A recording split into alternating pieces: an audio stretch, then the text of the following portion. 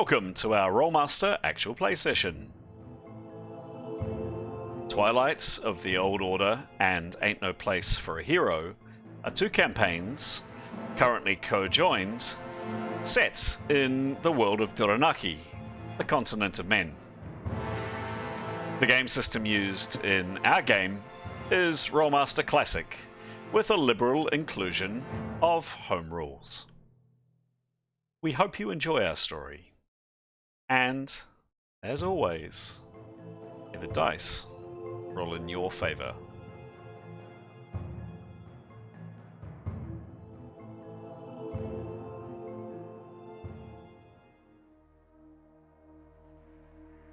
This is episode 107 of Twilight of the Old Order, and episode 84 of Ain't No Place for a Hero.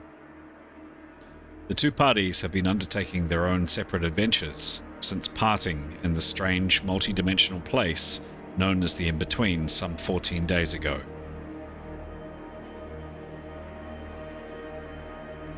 We pick up the story for the Twilight Party after their disquieting audience and job request with unnamed, powerful figures in Jebi Retana.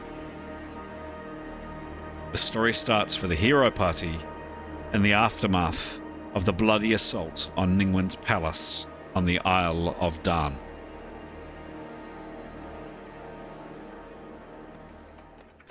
Hello, I'm Chris, otherwise known as GM Chance, and welcome to our story. Or rather, stories, because tonight we're telling two tales. We're telling, firstly, Twilight of the Old Order, secondly, Ain't No Place for a Hero. Yep, you heard it here first. The band is back together again. The previous two campaigns that had separated or will be, I should say, joined up later this evening. And in fact, on screen, you will see all 12 of the characters, 6 from each campaign, and in a second or two, we'll hear from each one of the players of those characters. A little bit about each character, and also answering a quick character development question. Just a couple of quick notes from me. My usual thanks to our loyal viewers. Very kind, very generous with your comments online, with your enthusiasm, with the questions that keep coming in. As mentioned before, this is our hobby. We do this for fun, and it's just gratifying that people are interested in what we do. So thank you, keep them coming. A reminder for people that maybe don't know the story or stories so well. In the description below, there'll be a couple of links. There'll be links to 2 videos, one for each of the 2 campaigns, and also links, again, one each for the 2 campaigns, to a PDF document, which just provides some backgrounds for the campaigns. Both of these stories we started recording well and truly partway through where the story started, and these items, these links, will help bring you up to speed. Another point to note, we're excited, particularly excited. Today is Wednesday, the 4th of October, and in a few days' time, the teams from the various campaigns, from the 2 campaigns, will be arriving here in Auckland, New Zealand, for an in-person game. And we get together typically once a year, and we're really excited that that's going to be soon happening. This will be the first time that we've recorded in person, or tried to record in person. I think I've got the technology right, but let's see. So just a heads up to our viewers, if you watch regularly, and I know a number of you do, there could be a bit of a gap between this recording, which will be out tomorrow, and then the recording on the weekends by the time it's edited and put together. So if you're hanging out for a bit more story, you might have to wait a little bit longer. The good news is, because we're gaming for the entire weekend, both Saturday and Sunday, we're going to cut those 2 days in half each, so you don't get 1, but rather 4 whole episodes of our tale to enjoy. There we go. Enough for me. I'm going to hand over now to the players, the heroes, the stars of the show, the people that you've all been waiting to hear from, and taking it away tonight is Aiden. Take it away, Aiden. Hi guys, my name's Aiden, and I play the character called Grey Roughwind. He's a very handsome half elf with what would you say? He's a beast master, so he uses beast mastery magic to control and work with animals. He also has quite a few other little magic tricks up his sleeve, and when he's not using his magic, he's using his golden axe, which he uses to great effect to do lots and lots of chopping. He also has a pet bird, which is very dear to his heart. And that comes to the first question, which is which member of the party's departure would impact you the most, and it would be his pet bird, uh, called Ningwen, or also called Wingy, Wingy. Okay. because yeah, it's his new nickname that he's coined for her. Mhm. If she was to depart, it would literally break him, because they're connected via a spell that he cast on her.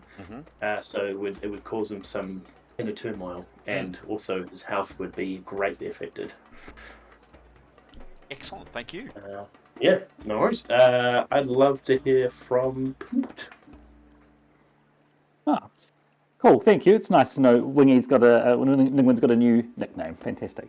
Kia ora, I'm Pete, and I'm going to be playing 3 characters tonight. The first one is from the Ain't No Place for a Hero party. His name is Leif. He is a half-elven warrior mage, so he uses his trusty longsword and can also use spells. He's a friendly fellow. If a bit quiet. Question he's going to answer tonight is which party member's departure would impact you the most? He would, of course, miss any member of the hero party, and he's developed attachments to the Twilight party, so he'd probably miss. He'd be sorry if one of them departed permanently. But from the hero party, I think he's developed a really close bond with Kiros, basically, and sees himself in a sort of big brother role with her, and would really, really miss her if she wasn't with the party for whatever reason. The next character I'll be introducing is Mithan, and she is also from Ain't No Place for a Hero party. She is a Northwoman. She is a ranger. She's good with her bow and has a small amount of healing skills. She's not a particularly warm or friendly person. She doesn't really engage with people or care about people. Apart from she started to care for the hero party. She does care for their opinions, and this is sort of a new thing for her. Question for her is, how do you prioritise the group's needs versus your own? A strong driving force in Mithan's life, due to her sort of traumatic past, is that she likes to protect herself. She's aggressively defensive, so that need would probably coincide with the party's needs. So I think that would take priority for her, but hopefully she wouldn't let that get too out of control for her, and she should be able to also work within what the party needs. The third character I'm playing is Nicholas, and he is from the Twilight of the Old Order party. He's a small, unassuming sort of common man. He's a magic user. He uses sort of mentalism spells, which tend to be spells that affect people's minds and perceptions of things. He's quite studious and sort of quite academic. Question for him would be, which party member's departure would impact you the most? He feels, with his analysis of the Twilight of the Old Order party, that Severin's departure would be the most felt. Severin is, if there was a leader of that party, Severin's been there for equally as long as Jadar, and Severin does take the lead in many situations. And I think that we would manage, but if Severin wasn't there, there would be perhaps a vacuum of leadership. Could we please hear from Mason? Kia ora, I'm Mason. I play Demos. He's a big, burly, attractive, mixed race man. Very handy with his spear and shield.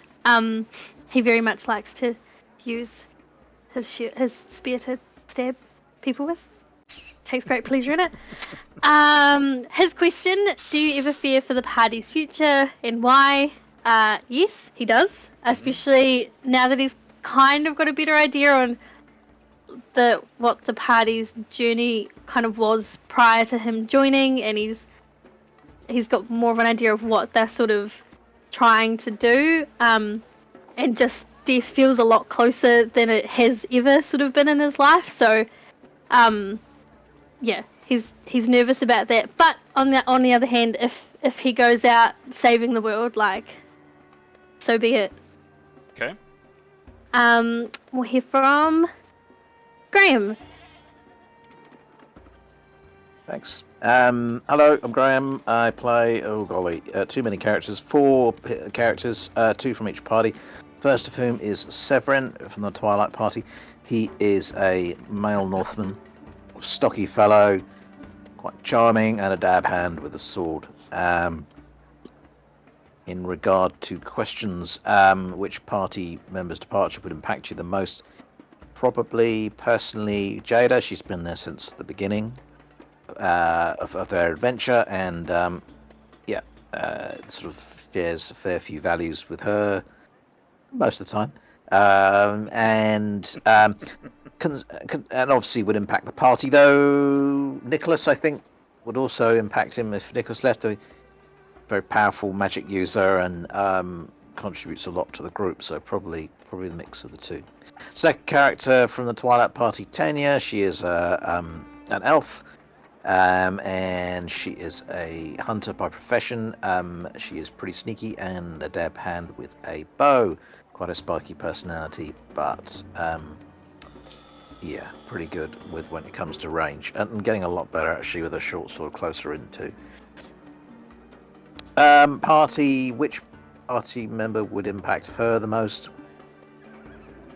I guess probably Severin, I think, of the two, even though they have a funny relationship. It's kind of a mutually respectful one, and I think she joined the party really early too, and he's just been around for the whole time, so I think possibly that would be her answer. Turning to the hero party, first character here, Nyathanel. She is something called a Magent, which is a mix of a sneaky class mixed with a bit of fighting and a bit of magic. She's a complex character, has got a religion in quite a major way, and despite her affable nature, there's something going on in there. Same character for her, I think. Leif, she really values him personally, and he's a bit of a kind of rock. So just an all-round nice bloke, really, and is kept everyone's spirits up, I think, in the party. And is by far the least complex of our party. So I think she would miss him. Second character from the hero party, Etienne. He is a paladin, a holy warrior called a genitrist. He is a extremely good-looking, charming fellow. Very eccentric too, and also is a religious person, as befits his profession, and he worships Aphrodite and follows her code. He, although he's a newbie to the party, nonetheless, he's enjoying the party's company. Probably at this point he would miss probably Karios more than anyone if she was to depart. She's a sort of heart on the sleeve, passionate type, and he likes those kinds of people who know what they want and know what they're about and have interests and passions. He just likes that. Plus, her magical power is to him quite awe-inspiring, and her spells and her interventions often change the course of what we're about. So yes, I think that will be his answer, and that's my lot. Fantastic. Who to? So let's turn to Darrn. Right, I play Jada. So Jada's got a sword there in the picture. She doesn't actually use one of those. She uses a quarterstaff. She also doesn't use that very often because she's a healer. A very silent religious healer. And the question she's going to answer: how does she prioritise the group's needs versus her own? Well, she sees the group's needs as saving the world, so it's easy to put that first. Obviously, if the world ends, none of our needs matter.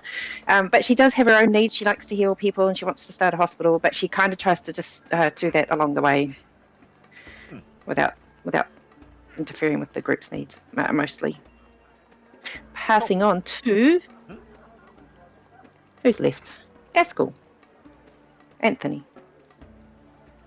Right. Kia ora, everyone. So I'm playing Askelion, or Askell for short. He's a tall half-elf warrior mage who comes from the ports of Jebi, and his favourite weapon is his newly acquired ornate cutlass. While his connections have definitely paid dividends for the Twilight party recently, it has also come back to remind him of his promises, so that's haunted him a bit. Which leads into, do you fear for the party's future? Is yes, and why? Askell is, in the last session, is a bit concerned about the party doing this task for this group, noting his inside knowledge of his connections and what it'll mean for the party getting involved, and will it result in favours forevermore? And that's Askell. Marvellous. Thank you very much indeed. I think that's the lot, or have I miscalculated? Have we heard from Keros? Yes, we have. Me! We haven't heard from No. Keros. Oh, Keros! Oh my goodness. Goodness me. Keros, take it away. Kia ora, good day. I'm Alex. I play Keros. She's a young North woman. She's pretty emotionally labile. Not a lot going on. But she does have a heart of gold and very socially minded, strong moral compass. She's a storm mage, weather mage, which is pretty cool. Her favourite thing to do, though, is to save everyone from thirst and have them licking one of her ice walls. That does bring her joy. She has a wee cat called Victory, who is a very important member of the party, brings a lot of joy to everyone, I think.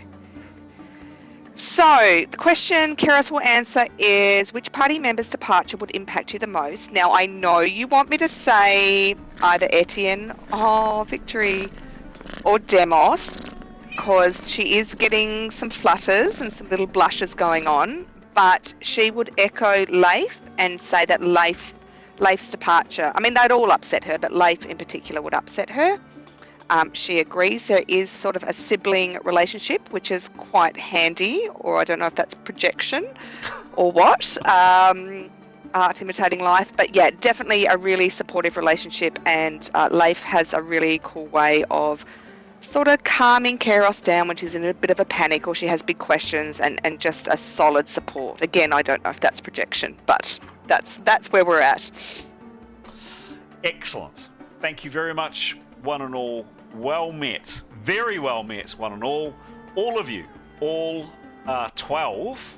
That's a big group of characters. All 12 of you. Well met. Well introduced. Fantastic to have everybody back together in the same game. So, in terms of people leaving the party, there have been a few character deaths recently, and just before we jump into the game, this game that we play, Rolemaster, is a particularly brutal and unforgiving game. Any attack, any dice roll could in fact spell the end of a potential character. And as a result, all 3 characters get, call them what you will, 3 death saves, 3 lifelines, 3 whatever you want to call them. And a few people recently, in fact the fight on the Isle of Darrn, Mithan, you had 2 of your lives gone, and Demos 1 of yours as well. So a number of characters are treading a very, very delicate line. May the dice roll in your favour all this evening. So, 2 parties are currently on screen, but they have yet to actually connect up in the game. So what I'm going to do, as mentioned off camera, is I'm going to ask the hero party, particularly to stick around. If people from Twilight want to, you're very welcome. I'm going to do a bit of narrative. So off camera, the team were given some parameters to kind of make some decisions and roll some dice to see what happens. So what I'm about to read out is actually based on a narrative that these guys crafted, and they rolled some dice to see what happened, see what resulted. I'm going to talk that through, and then the two parties are going to come back together, and the characters will meet up again. In game time, it's been about 14 days, approximately, since the two parties last saw each other in the horrendous place known as the In-Between, and certainly a lot has happened for each party since, and there's a lot of information to no doubt exchange between the two groups. So that's where we're going to kick it off. Just before I do, any questions, comments, observations from players from either party? Going once. Going twice. All right. Let's start the game.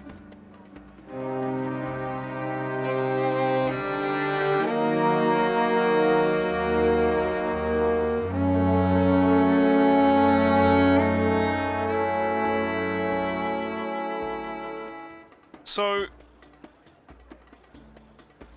for the hero party, it is a pretty sad morning that you wake. And it's the morning of, you discover actually, Air Day the 14th of Moons. It's a sad day because you wake up in the ruins of Ningwen Athor's residence. And just to refresh your memory from that vicious fight, these are the very beautiful water gardens. The remains of bodies, etc., are still kind of being collected and bloodstains scrubbed down, the injured tended to, etc., etc. Behind you, back in this direction, takes you back. If you continue along that way, it takes you back to that very beautiful tower, or rather what remains of that beautiful tower. It is now just a charred, smoking ruin. Still burning. The flames have basically completely demolished that building. The tower itself has collapsed, and there's really not a lot left. So, a pretty depressing start. So, awakening on Air Day the 14th of Moons, you find yourselves in the ruins of Ningwen's residence, as mentioned. The harsh aroma of charred wood and burnt stone assails your senses. A poignant reminder of last night's pandemonium. As your party regroups, there's a collective pull towards the items left behind by the intruders. Mython identifies the three strange odds balls which had the strange purple powder in them. Unsure of their true nature, you all opt to keep them, thinking that they may indeed come handy, and grateful if you haven't already. Graham, please add them to the sheet.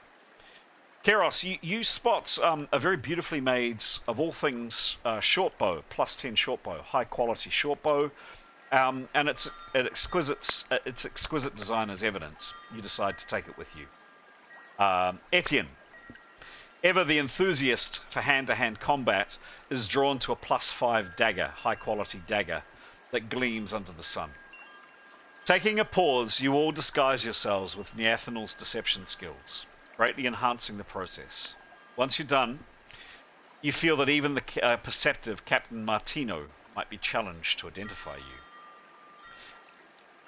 With everybody present, Captain Martino Marcoux, who is the captain, you may recall, of Ningwen's guards. He was the person that Ningwen charged in the letter that this guy here charged in a letter to look after you. Oops, it's just an alarm going off. Excuse me, that was just my phone. Note to self, GM, put your phone on silent. Sorry about that. So Captain Marcoux brings all of you together, and he updates you about the present state of affairs and potential strategies. One of the main things he highlights is exactly how wanted you are, due to your oops, that's a black screen. Either involvement or alleged involvement is probably the polite way to describe it, of the death of the Oracle of Pytha some number of days back. There is absolutely a bounty out on your heads, at least 200 gold pieces per each one of you, and you are actively being sought, particularly in the east side of the Sea of Katana, so where indeed the salt flats of Pytha were. After some discussions, there's an agreement. He rattles off a number of options, where you can go to, what you can do there, levels of danger. And finally, after some discussion, you decide the following. To sail and unearth the concealed ingots that you'd buried on the desert island that you arrived on, and then voyage on to Kogi, the capital city of the slightly soggy nation of Vetlamit, for both Etienne's recuperation and hopefully trade the valuable metals. So, on board the Sea Sprite, which is a small vessel that the good captain has control over, you set sail. It's only 50 foot long. It's pretty cramped, frankly, pretty cramped on board, but both the good captain and some of his team know how to sail it. The weather, unfortunately, as you can hear, is not great. So you set sail, and aboard the Sea Sprite, en route to the islands, hiding the ingots, the bounteous sea expands before you. Its azure merging with the cloud-filled skies overhead. Favourable winds bolster the ship's speed. You reach the island quicker than expected, and the process of extracting the ingots is seamless, their promising weight heavy in your grip.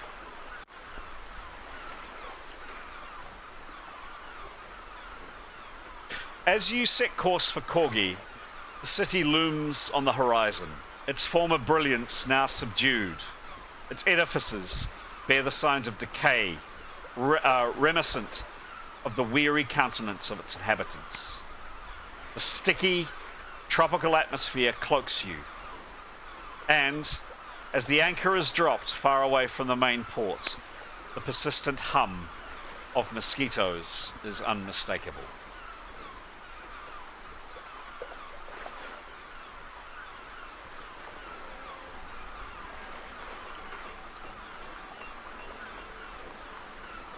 Before you, the next morning, before you stands the bustling metropolis of Kogi. Even from afar... Sorry, just altering some sound here. Still soggy, a bit with rain, a few seagulls around. A lot of rain. There we go.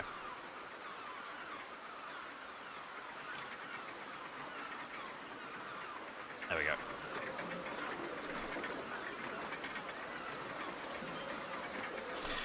Yeah, the next morning, before you stands the bustling metropolis of Kogi. Even from afar, its deterioration is evident.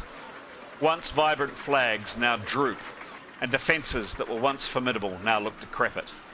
As Etienne is ferried ashore, the town's aroma engulfs you.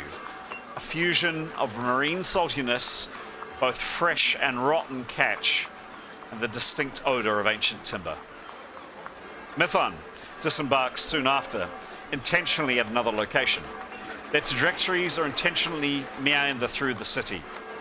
The marketplace resonates with the sounds of negotiations and vendor calls. Excuse me just a minute. I'm just going to switch that rain down a smidge. There we go. It really is quite loud rain. That's better. Fishmongers promote their fresh hauls, while youngsters weave in and out, indulging in spontaneous play amidst the stalls. It might be Mithun and Etienne's overthinking, but amidst the decrepit streets of Kogi, there is a palpable undertone of unease. News from the salt flats of Pytha may not have entirely trickled here, but it's certainly evident that strangers, particularly those practicing the Rolemaster faith, receive chilly receptions. Etienne, you find yourself in a serene part of town, standing before a simple building showcasing a green leaf sign, the mark of a healer. Stepping inside, you're enveloped by a soothing sense of herbs and fresh soil.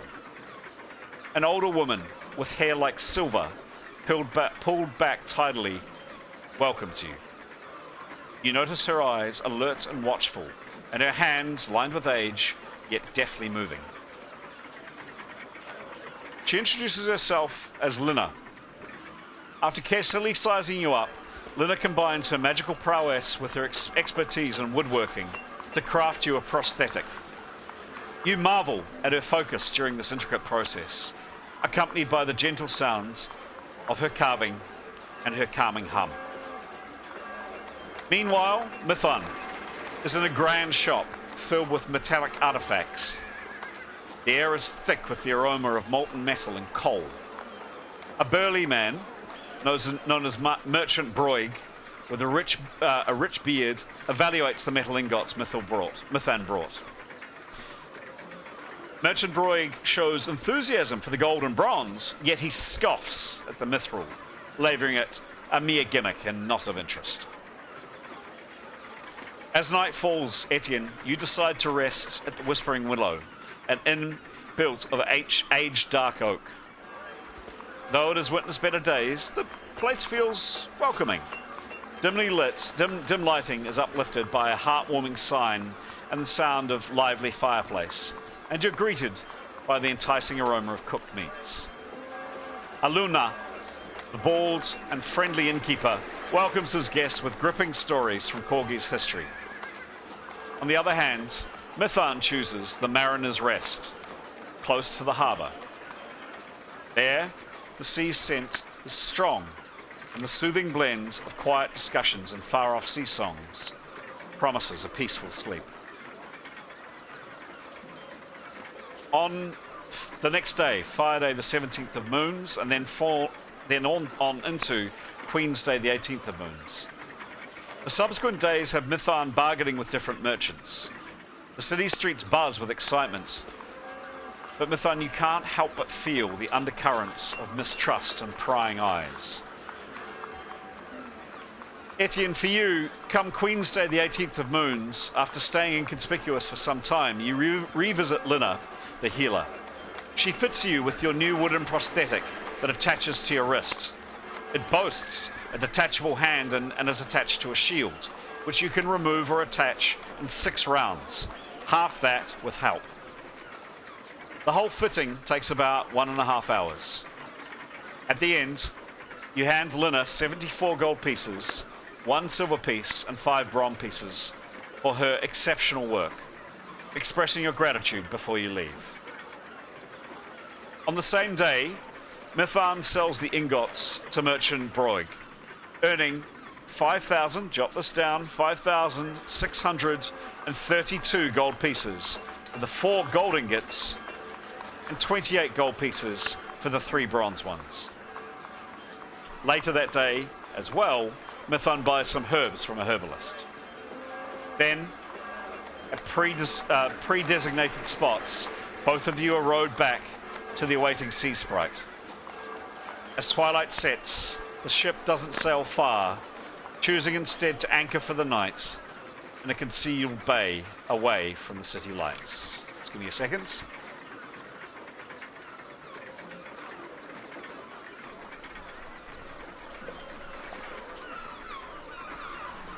The sounds of the city begin to fade.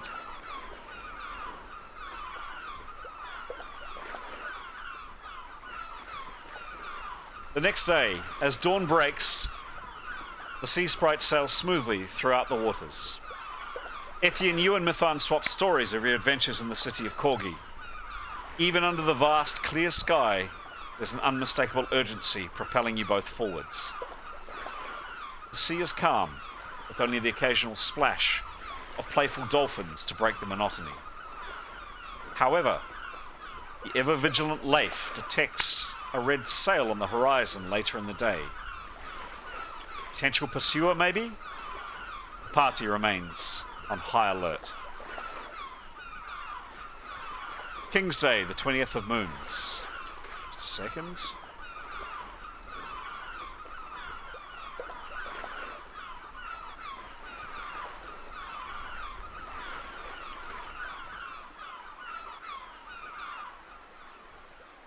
King's Day, 20th of moons. As you approach Darrn, the shadowy remnants of Ningwen Athor's once glorious tower looms as a haunting reminder of your purpose. You decide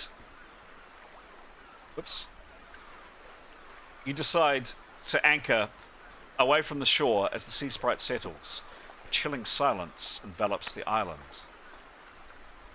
On setting foot on land, a guard with a heavy heart greets you. One of Captain Martino's men.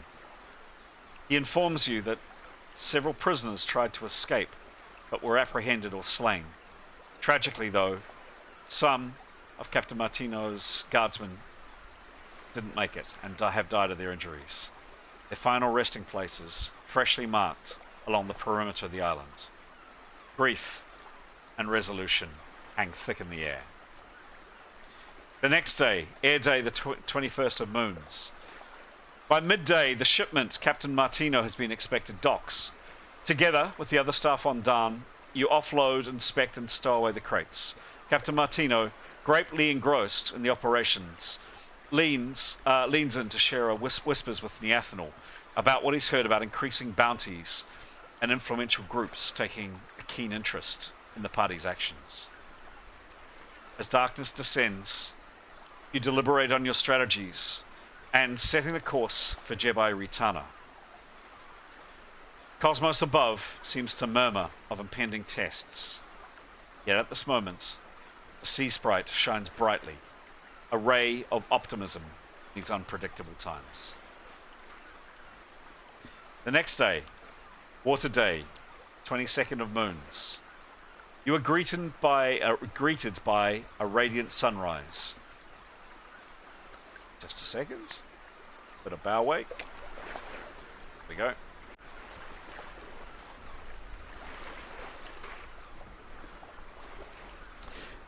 You were greeted by a radiant sunrise with the sea sprite sails glowing in the early light, gracefully slicing through the azure waves. The further you sail, the more Darrn Island recedes into memory, but its importance in your quest remains undiminished. Daily life on the ship melds into a mixture of routine and watchfulness.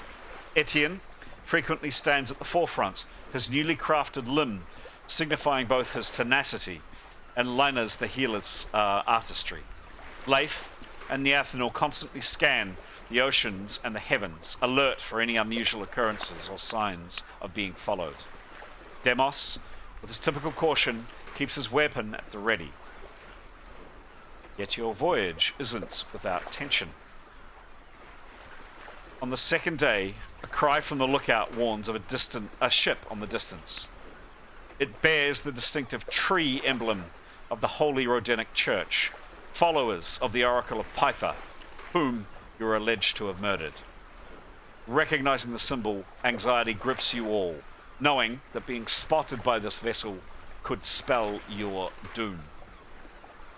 Without wasting a second, Keros invokes a dense fog, cloaking the sea sprite from prying eyes. Simultaneously, Captain Martino, relying on his vast experience, silently shifts direction, harnessing the breeze and leaving no trace behind. Time stretches on, but at long last, the mist disperses, revealing an empty expanse. United, you have just sidestepped a potentially fatal encounter. On Fire Day, the 24th evening of moons, as you gaze ahead, the distant glow of Jebi Retana's lights twinkle on the horizon. Their reflections dance upon the vast bay's tranquil waters.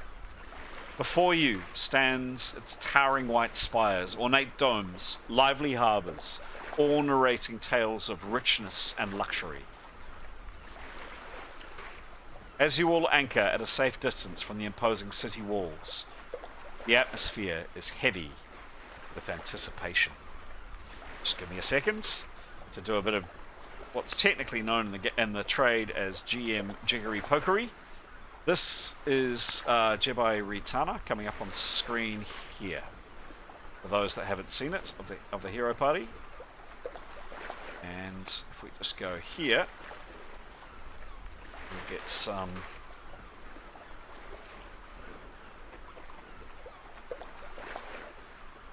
Go. Just give me a little bit longer, guys.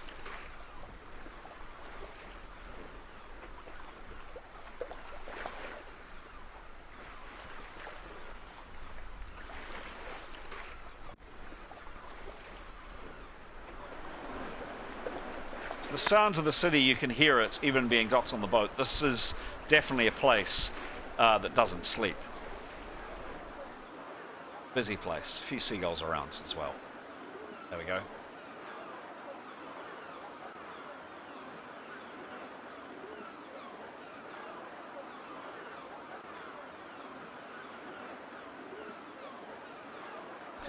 The dawn of Queen's Day, the 25th of moons, is charged with palpable tension. The break of the first light, the city's call to worship, envelops the surroundings, exuding a calm yet eerily spiritual aura. Sensing the opportunity for diversion, Alexei, one of Captain Martino's men on board the boat, who knows Jebi Retana's maze-like streets like the back of his hand, steers you towards a hidden part of the harbour, shadowed by an age-old towering warehouses. But as you're discreetly stepping off the boat, a stray beam of sunlight glints off Etienne's new dagger, unfortunately instantly drawing the attention of a city guard nearby. Panic lights up in the guard's eye. He doesn't hesitate, reaching for a warning horn hanging from his belt. In a split-second decision, Keros conjures up a powerful gust of wind, toppling nearby barrels and crates, spawning an unexpected ruckus. The guard, temporarily blinded by the whirl of dust and debris, loses sight of you. With this fortuitous chance in hand, and following Alexei's urgent directions, you quickly melt into the nearby alley's shadows, venturing deeper into the heart of Jebi Retana. The faint sounds of guards combing the harbour serve as an ominous reminder of the close call you've just had. Your entrance to the city may have been dicey, but thanks to your collective resourcefulness, you remain unseen by those hunting you. Jebi Retana welcomes you with a rich scent of spices, far-off noises of markets, and the melodious calls of mezzayin calling from lofty minarets. I'm just going to pause here because just to show the hero party just a few images of this place. So it's definitely a blend of a few cultures. There's definitely a very, very strong Arabic, call it Arabic or Empire of Thumazul type culture, blended in too with people from the east, potentially people with origins of Confederation of the Sun Kush, the Easterling Kings. There is, of course, a whole mixture of people here from all kinds of different ethnicities.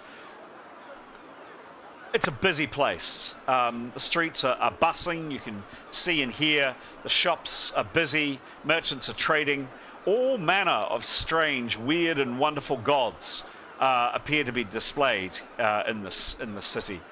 Most prominently, however, all of the hero party notice is the sign of Kasan, one of the three principal gods of the three of the faith of the Empire of Thumazul, Al-Tumar, as it's known. The other Al-Tumar symbols are also very highly in evident. But yes, an absolute melting pot of a city, all kinds of people on the streets, all kinds of languages, quite a prosperous place, as the text may describe in a minute, and relatively clean, quite well ordered, you see. So, your feet tread on streets of cobblestones intertwined with marble, flanked by pristine buildings of white and cream hues. The inhabitants move with intent, their clothing a blend of free-flowing robes and tailored tunics, showcasing the melding of diverse cultures here. With Alexei leading the way, you weave through the serpentine streets and crowded marketplaces, always on the alert for attention. Based on Mithan's suggestions, you had discussed previously with the Twilight Party that there was one place that Mithan had ventured to 21 years ago in a previous adventure, a place called the Grand Bazaar Lodge. Mithan had stayed there, and that was a place that you had recommended to the Twilight Party because you knew they were going to Jebi Retana, that they might want to leave a message for you if there was something to be told, or indeed perhaps even find them there. So based on Mithan's suggestions, that is where you have decided to discreetly move towards. At last you find yourself in front of the Grand Bazaar Lodge, even more majestic than tales have told. It stands tall, its 3 layers an emblem of the city's affluence. Neathanel, disguising herself as a wandering merchant, opts to venture in alone. The atmosphere inside Neathanel is a blend of excitement and sensory overloads. The courtyard hums with movements while intoxicating smells of foreign dishes fill the air. Stalls display luxurious fabrics and unique keepsakes in the courtyard as well, while the central stage inside the Grand Bazaar Lodge is alive with entertainers showcasing their arts. Amid this vibrant setting, Neathanel, you spot a likely secluded spot to sit down, to watch, and to wait. I'm very happy to say, Neathanel, you don't have to wait very long. Because that morning, the very next morning after the strange meeting that Twilight had the night before with the sinister people that I'll leave you to describe for your companions what happened. The very next day, several people of the Twilight Party, Severin, Jadar, and Nicholas, happened to walk their way downstairs seeking a refreshment at the bar. Neathanel, you see them. What do you do? Well, Nathaniel obviously isn't looking like Nathaniel, so she will sort of casually rise without really looking at them. She'll have drained her drink before and head for the bar, as no doubt they're at the bar, as if seeking another drink. And will approach whoever's closest to her. Jadar. And wish Jada a good, is it afternoon or morning? Morning. Morning. Late morning. And we'll reference of what a fine day it is, and it's it's so glad to be in this fine establishment rather than some dusty tomb with collapsing walls and searching tentacles. Wouldn't you say?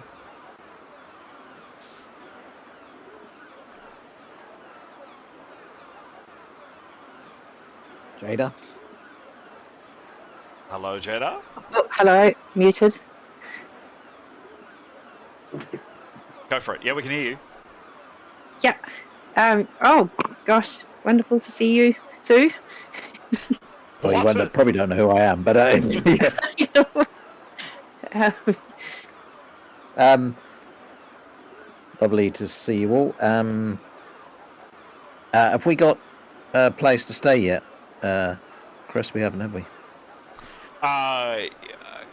Happy to say that accommodation has been found by Alexei close by. Definitely that was one part of the narration I didn't get a chance to add in. A close by, definitely a lot more down at heel than the Grand Bazaar Lodge. The Tinker's Shoe, it's called. So Nathaniel says, perhaps you might want to drop by the Tinker's Shoe room, possibly rest down, and then sort of just heads off, having given Jada the information. and heads straight. Does a lap around the block in the wrong direction to the accommodation. Stops into an alleyway, waits to see who passes, then doubles back, and sort of walks past the accommodation, then doubles back, then usual tricks, and ducks in. Okay. GM is doing a bit of railroading here, but to move things along, would any of the Twilight Party have an objection, or would be wanting? Bearing in mind, you've just seen some pretty horrific and weird stuff the night before. Would any of you, Askell, Gray, Jada, Severin, Tanya, Nicholas, would any of you not meet up with the hero party? Would you want me to do other things? I, definitely want to move stuff on. I also don't want to muffle characters. Nicholas would be happy to meet them. Yes, Essel's fine. Okay. All right. Well, for the sake of the story, you take your sweet time doing it. You're cautious. You're very discreet about how you get there, as far as you know, Twilight Party. But within about half an hour, and by the way, the Tinker's Shoe is literally, 100, 200 foot away. It's very, very close to the Grand Bazaar Lodge. It is definitely a dive. Alexei, however, your local guide, Captain Martino's crew member, is from Jebi Retana. He seems to know the owner of the inn, some distant cousin or something you've kind of made out, and Alexei has definitely provided him with definitely enough money to to keep things quiet. You have been rented not rooms, but basically the upstairs common room in the Tinker's Shoe.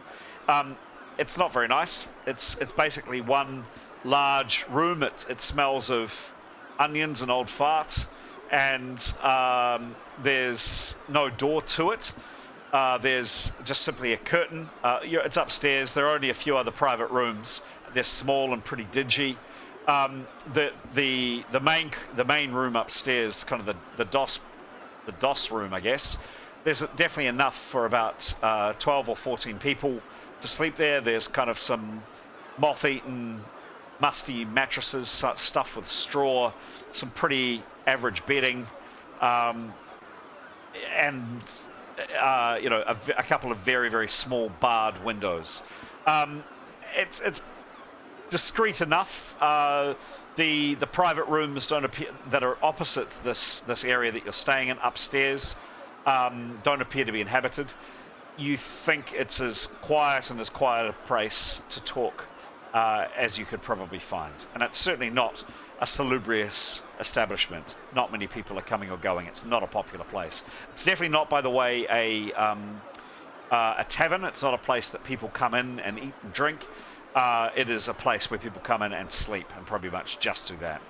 So you'd have to go out and find food. But finally, after 14 days, all 12 characters are together again.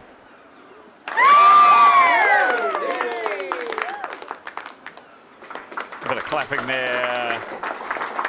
Bit of well done. Very well done.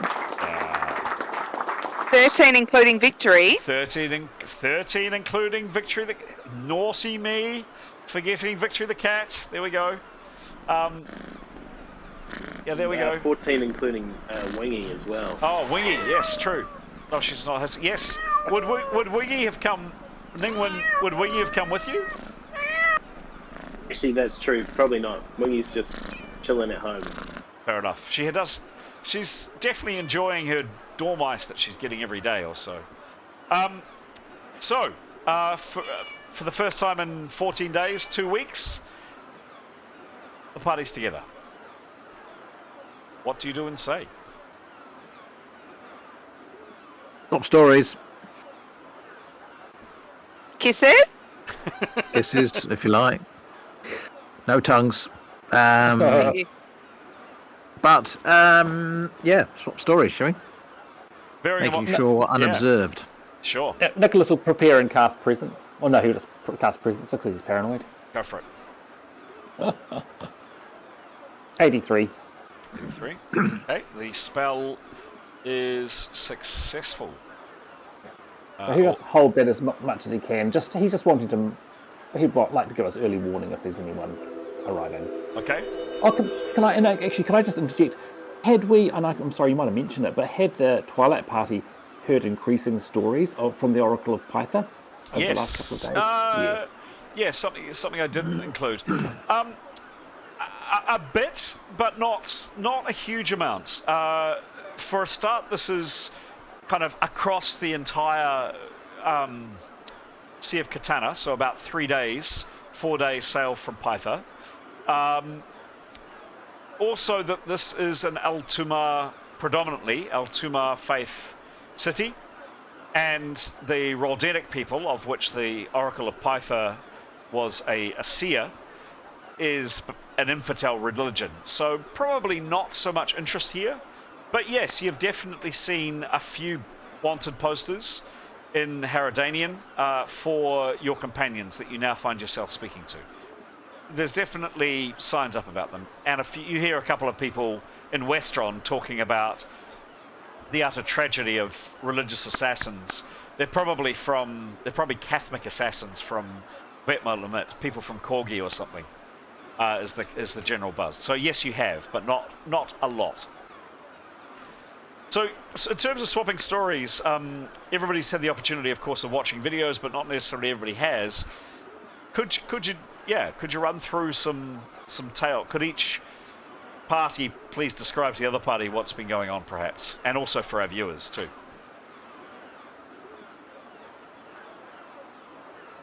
Okay. Well, I'll do Twilight. We not a great deal actually. We sort of Jada on their brooch. But we've been in this city pretty much the whole time, and we arrived here initially. Were confronted by an escaped creature that we sort of kept at bay, and therefore won the favour of a local noble trader who we didn't really we got a little information from, but not a great deal, but nonetheless we did get our accommodation paid for, and very swish accommodation like which we've never had before, and indeed we have forked out on some very expensive clothes. Our ingots were kind of confiscated on arrival because we arrived by the teleportation device in the middle of town, and we were searched and they found them. However, Askell sent word out for accreditation, which we duly received, so we have indeed now got them back and indeed cashed them in.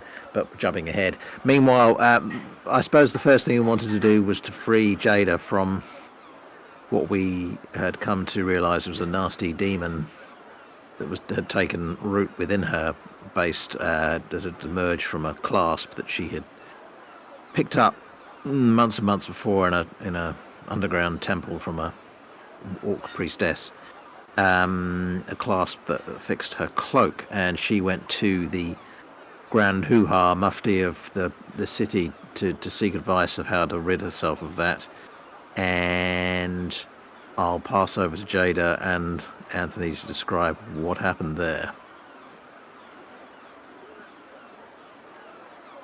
If, from Askell's perspective of what happened there, it was I forget the name of the high priest. He was there to remove the brooch, but it proved a lot more difficult than anticipated. So the that man there, Mulhi Omar.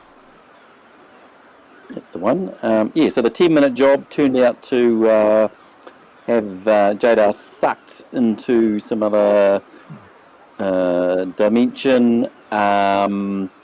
Then whatever the demon that was stopping her tore a little hole in the fabric of reality, and Eskel reluctantly jumped through to assist getting released. And it was a completely different dimension. It was floating area, which Jada was trapped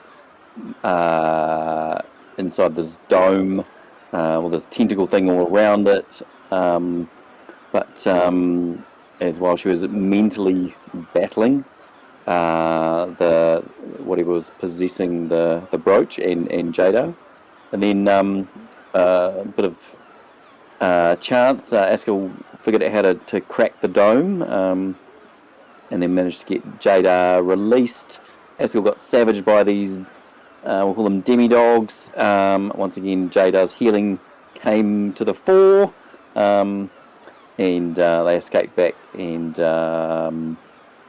survived it with a few notable changes. So the hero party will notice that both Askell and Jada have white streaks, grey streaks in their hair. Probably more so Askell because he wears his hair out, whereas Jada still wears her coverings. And also for Askell and Jada, so this is speaking their native language here, so they're very at home in Jebi Retana. If not, definitely for Askell, he's probably, when you're around your culture a bit more, you drop back into the lingo and sound a bit more like them as well. So that's probably, Askell sounding very Jebi Retanian, if that's the way to describe it. Excellent. Yeah. From the outside, we saw an extremely dramatic occurrence. We observed what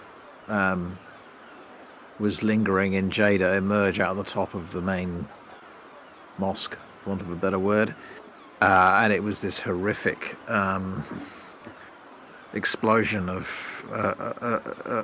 cloud and lightning, and it was and this big creature shooting up into the sky. It was extremely dramatic, and we were quite shocked that such a forceful, powerful being had just been lingering in Jada all this time. It's quite a shock.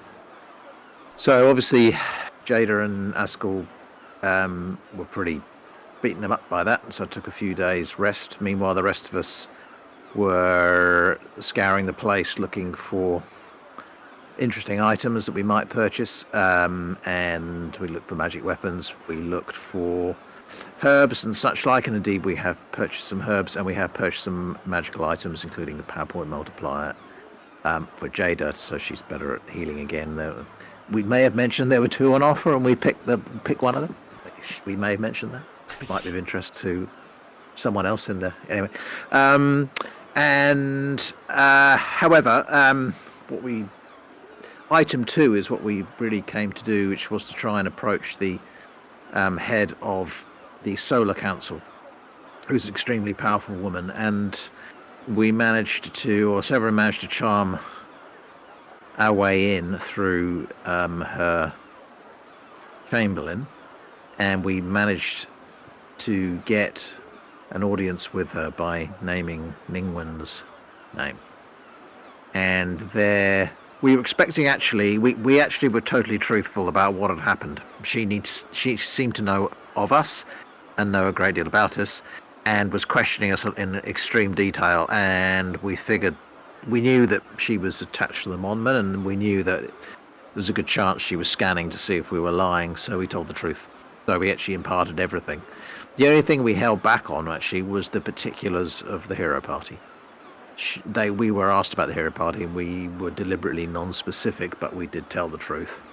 And we defended the assertion that they had killed the Oracle, and we explained what had happened. Truth be told, she seemed to be quite surprised, not only about the detail of the hero party in terms of being on a mission from gods, but also the very wing of the TTP that the hero party are pursuing. She only seemed aware of the union, I think, and not the committee. So that was news to her. Anyway, she agreed that she would put us in contact with some contacts of hers, and she was quite kind of uppity, really, but we we did all right with her. And so we went away from that meeting, and then we also did a favour for the hotelier we were staying in terms of protecting one of...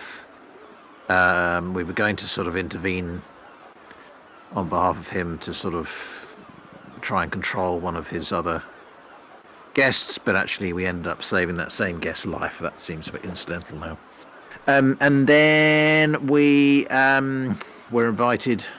We were told that someone would come, we presume from the Mon Men, to meet us. In actual fact, we got a runner who put us in a carriage and blindfolded us, took us away, took us to an unknown location.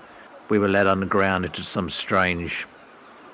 And this was last night. Chamber. This yes. Was, yeah. Some last strange chamber where we were confronted by the Mon Men.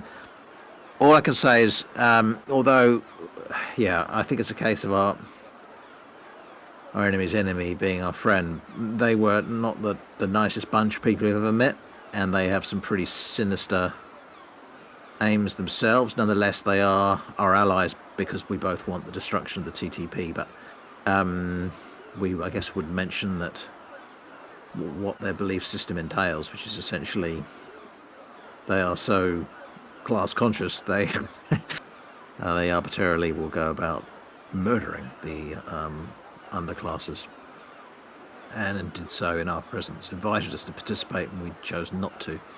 However, they seemed willing to entertain assisting us, and by way of I guess a test as much as anything, although we're serving their purposes too, they invited us to go on a mission to some godforsaken islands to hopefully catch up with the TTP and Torvash Pipelas, who we have discovered has we thought had gone, well, he had indeed gone to Taraknef, the dead city, but has already returned and had gone to a city.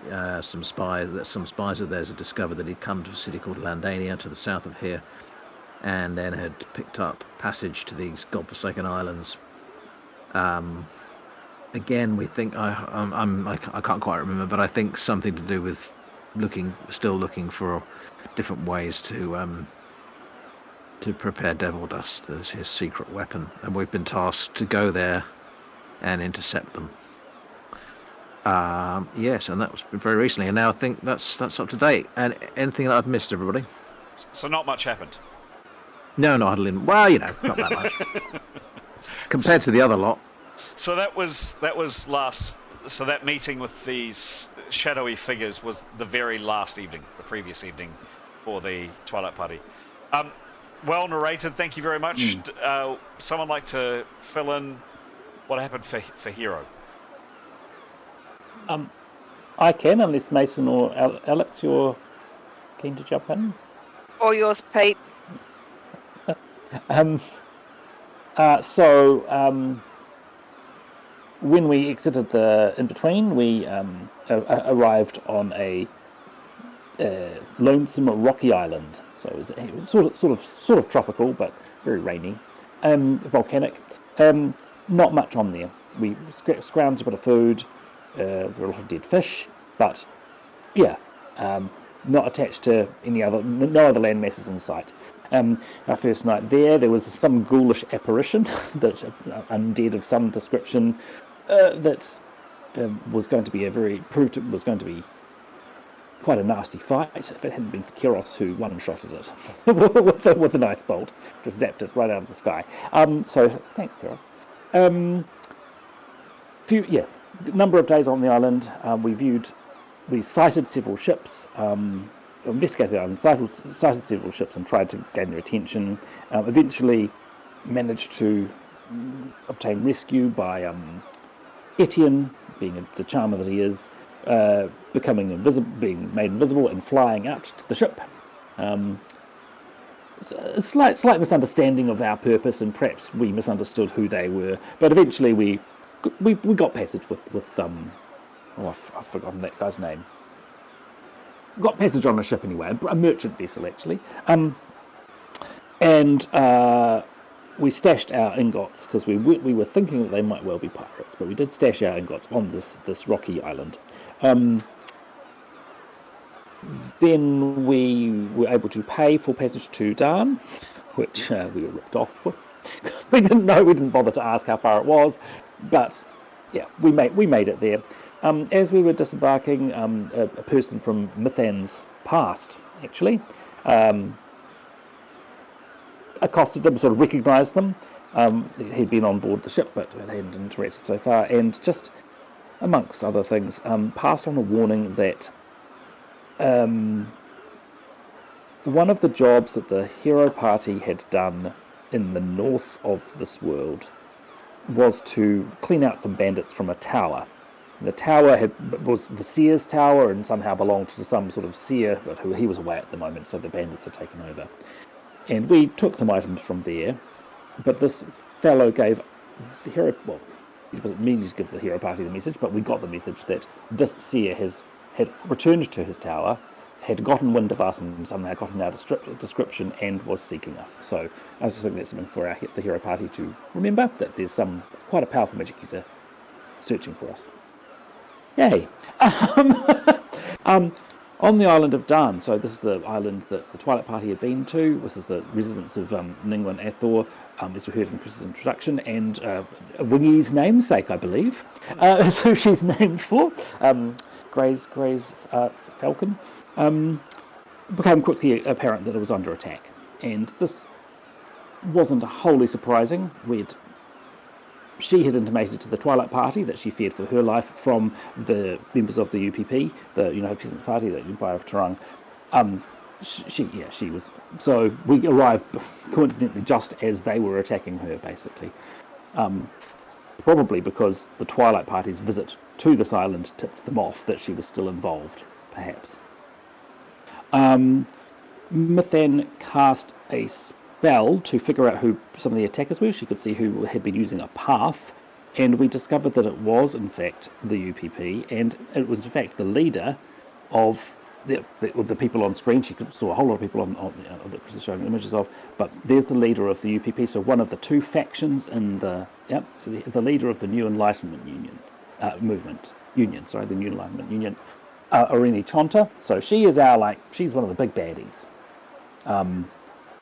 And also her sidekick who tortured us, called Professor Unswick or Tovashkanali. So we sort of had it in for those two. We made our way through, Nathan and Kiros went ahead to see if we could help with this attack on Ningwen's home. But eventually we made it into, the whole party made it into part of the complex called the Water Gardens.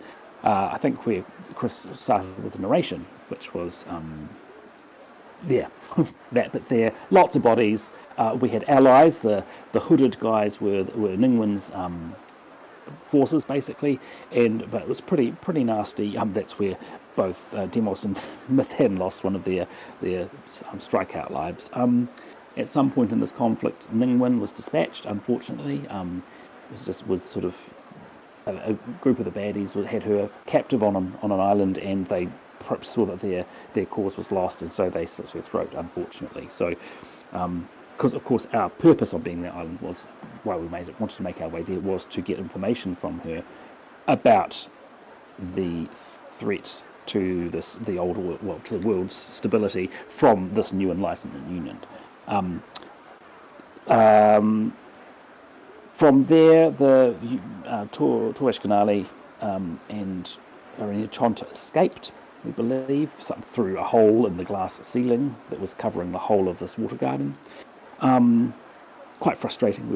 It just came down to one dice roll, and we could have had that torturer dead. Basically, it was mopping up after that because Ningwen's forces prevailed, basically, and us. We met with the guard captain, and I'm sorry, you were talking about him before, and I've forgotten his name. Martino Marku. Thank you very much. Yeah, Captain Marku. And he passed us a letter from Ningwen. So that was she had great foresight in writing us a letter, which included a whole lot of information. It included the background to the sort of the threat to the old order and the stability of the world that the Hero Party is looking at, which is the Rite of Aza. So this is the New Enlightenment Union's bid for power in the UPP nation. Yeah, there's going to be on day 0 the New Enlightenment Union and the Hammer of the New Age. So the Hammer of the New Age is the Twilight's faction that they're chasing. This one's, and they've got something called Devil's Dust, which is what Parlis is after. The Hero Party's nemesis with Arena Chonta looking at this Rite of Aza, which is going to bring back a dead Lord of Akana. So Lords of Akana were like demigods, and it was going to bring back this guy called, reawaken a guy called M.E.R.P, who wanted to essentially terminate magic in the world. It was his, he lived a long time ago, and with the help of the Lonely Tail, what we're seeing in the sky is this funny comet thing. It's actually it's a celestial body that drains magic from the world, and when this guy called M.E.R.P, however many thousands of years ago, when the last comet's passing, he was going to use that to essentially take magic out of the world and probably diminish the gods. The gods took an interest in this and fought back, basically. This is what was the information that was contained. This is an old history and a very old war. But it did explain why this time around, when the UPP movement, the New Enlightenment Union of the UPP, are trying to bring him back, why the Hero Party have had the attention of some divine beings. Because one faction of the divine beings, for some reason, wants the diminishment of. I don't quite remember the reasoning behind it, but there was a pro side for him, and there was the other side who wanted to keep the old ways, and they fought. And so that's why we've had experiences of divine intervention, basically, because this guy coming back is bad news. Also in Ningwen's letter were 2 options for the Hero Party's next steps: to either go to Tarak Nev to try and retrieve an artifact that will try and stop Arena Chonta, who's going to go there, and also retrieve a powerful sword, or to go to Krakoa, which is where the 2 factions from the UPP will be sort of presenting or demonstrating their doomsday weapons, basically, their ways of ending the old order.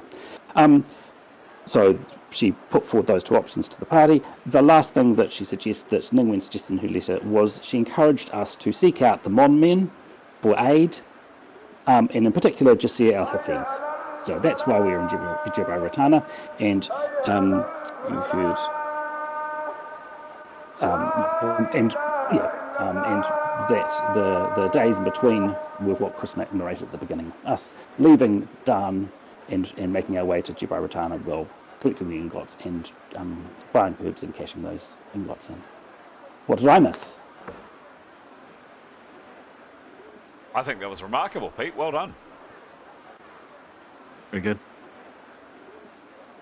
Mason, Alex, anything to Oh, add? well done. I can't remember what I did at 9 o'clock this morning. Bloody hell. Yeah, that was summed Well up done. beautifully. I think the GM rolls up for challenge, maybe. Maybe. Watch this space. Maybe. Don't get comfortable. Thank Probably you, still very Pete. it's probably confusing for all of us still, but there's a lot of words in there. Yeah. Thank you. So- Sure thing. But basically, we're in Jebi Retana to meet up with Jasir al-Hafiz.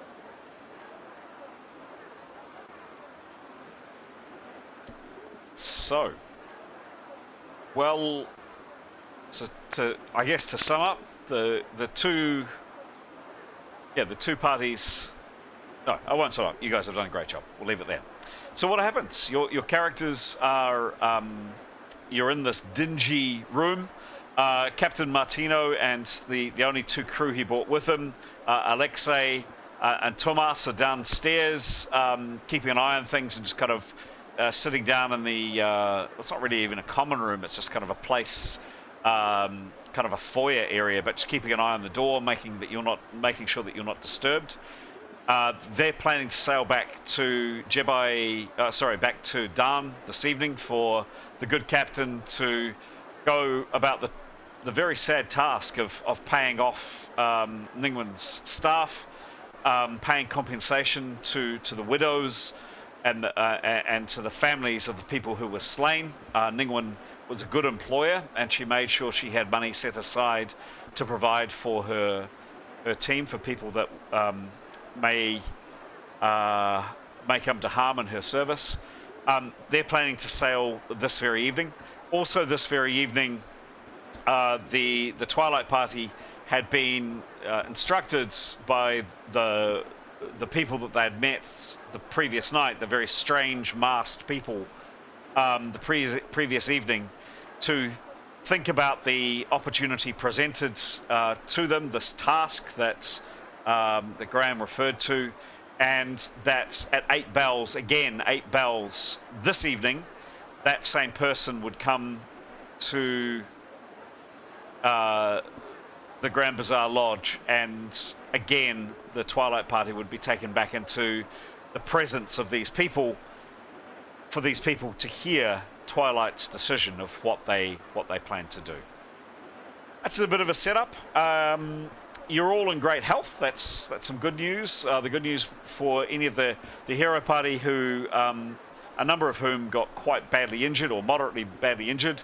A number of you in the Twilight Party note that Etienne is sporting an attachment that screws into his wrist and that has a shield attached to it. You'll recall that Etienne's hand was burnt off by acid not long into the in-between when you were there. That's the situation. What do you do, please? Well, I suppose the most important thing to ascertain is whether the hero party want the Twilight Party to tell the Mon Men that they are here. I think we would. Does everyone agree with that? Yes. Yep. Yeah. Yep. That being the case, we think we might be leaving relatively soon. So if there's anything the hero party want to do today to prepare for that, they'd best do it. Although we would, clearly we've heard stories about them, so probably better they don't venture far, or indeed venture out at all. But GM's just heading to the loo. Keep chatting. Back in a sec. I'm wondering whether the Twilight Party could assist the hero party in getting them anything they want before we leave. Yeah, obviously, assume no one in the hero party speaks Bronic or Herodanian. No. Yeah, so Eskel, perhaps Jada, have on a shopping spree, a very fast shopping spree. So any supplies of... Yeah. Well, the Athena would like a PowerPoint multiplier, please. The one you didn't buy, There you go. and you know where that is. So yeah, that would be good. By the way, hero party, we're rich. Yeah, there was very good price for those ingots, wasn't it? It makes you realise. Except for that unknown metal. Yeah. Yeah, but so we got money to spend. We've all got over 1,000 GP. Oh wow. Thanks for taking track of that. Just keeping track of that. So any herbages, Cat toys. toys. I mean, Cat We toys. Or like Cat pellets. clarify. I mean, the Twilight's already done a pretty intensive search of the city of magic items, so I guess we could communicate what those are. Though, to be honest, there was nothing majorly compelling there. That's from memory. Gray also has a few extra weapons that maybe he could give to one of the hero party if they wanted some kind of mace or blunt object. Oh, my Yeah. warhammer. Yeah, I don't think Yeah. any of us can use them. That's the thing. What Without did you training. describe it as once, Graham? Bludgeonware, I believe. Bludgeon weapons. Bludgeonware. Bludgeonware. Could Demos not bludgeon someone to death? Not without a lot of training. Not brute strength? Do you need a skill in bludgeon wear? Yeah, just like you would for a bow or a sword. Yeah, you would Really? need a mace skill as well. Yeah. Yeah. I reckon you should sell them personally because they're just dead weight, really. Yeah. So you can maybe ask, I don't know, somebody to do that. Maybe get Athel to do it if he's doing a wee shopping trip. Oh, yeah, bit of a selling. As I say, Jada was probably curious about Etienne's prosthetics, having recently picked up some scrolls on prosthetics for future leveling up. Oh, really? Etienne's pretty keen to show it off his new essentially magically implanted wooden prosthetic. It clips onto his shield, so he can now use his shield and sword at the same time. Which is great. So he's pretty happy with that. But yes, if you happen to, as soon as you make 20th level, Jada, he'll be knocking on your door for some animation.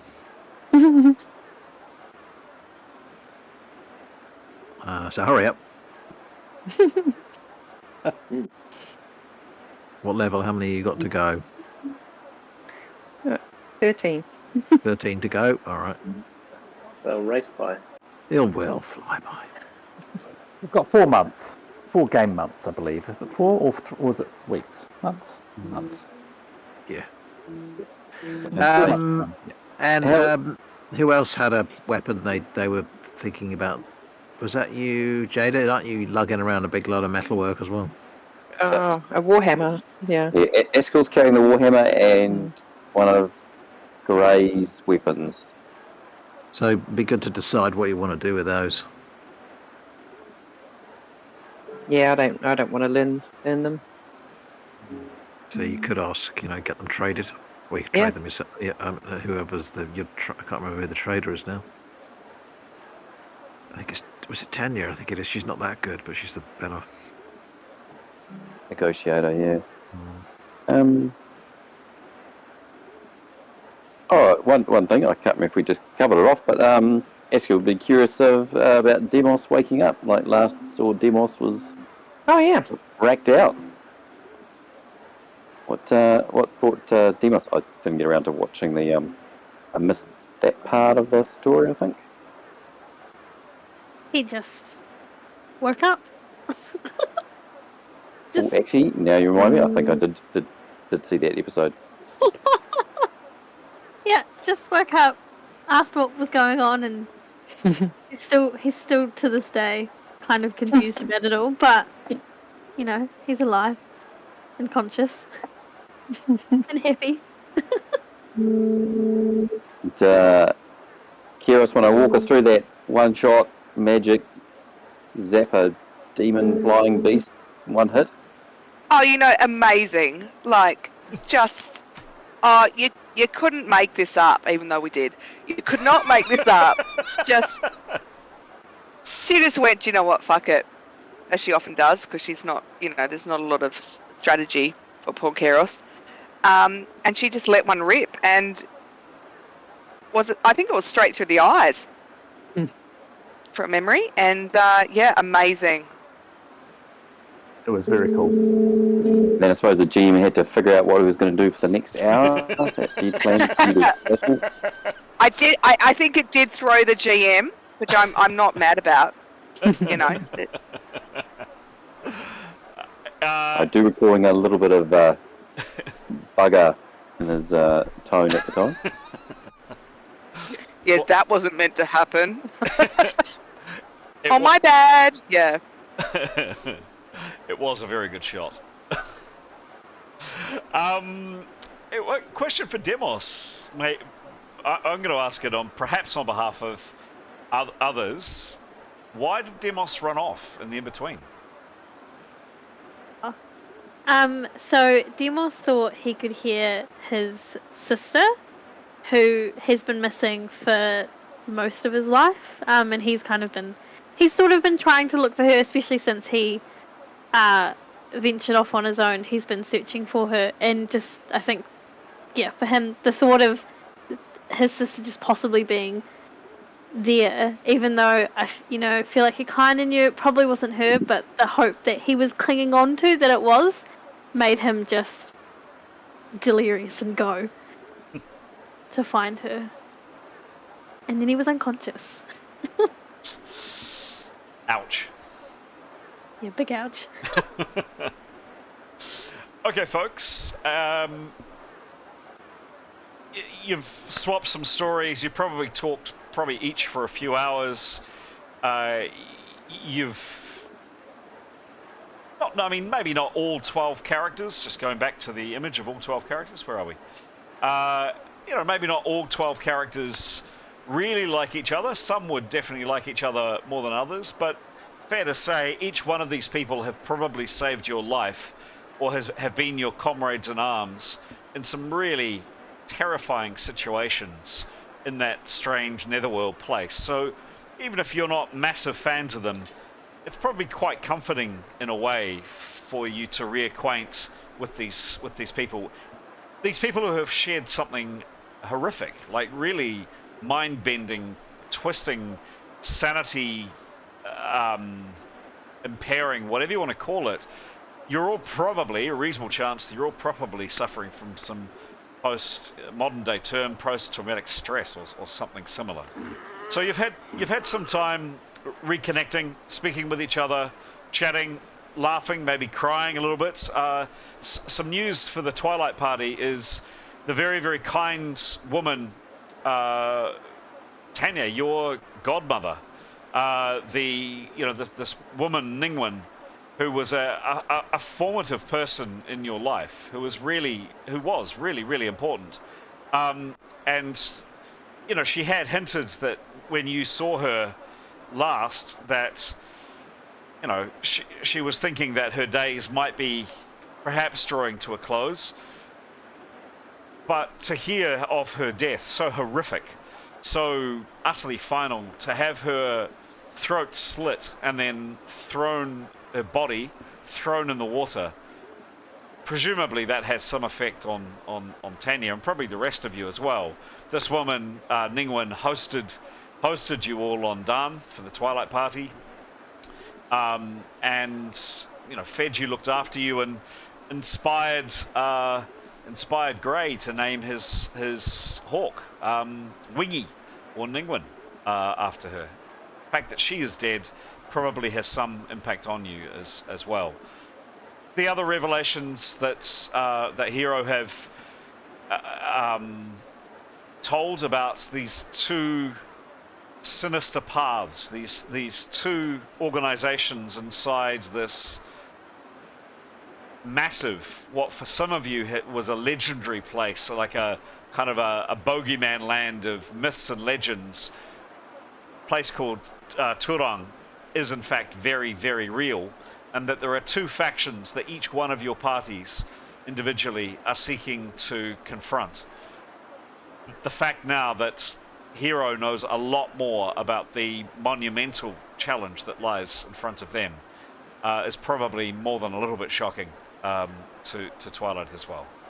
So fair to say the discussion takes a good few hours. You met relatively early morning with Niathanal disguised in the very luxurious. Just to show you, by the way, we're talking about. I don't have pictures of the Tinker's Shoe where Twilight is accommodated, but just to give you a flavour of the for the Hero Party, this is the kind of the common room of the Grand Bazaar Lodge.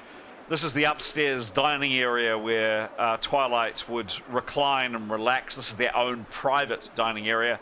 There are baths and attendants. There's full bar at all times. These are some of the very beautiful rooms that the Team Twilight get to luxuriate in.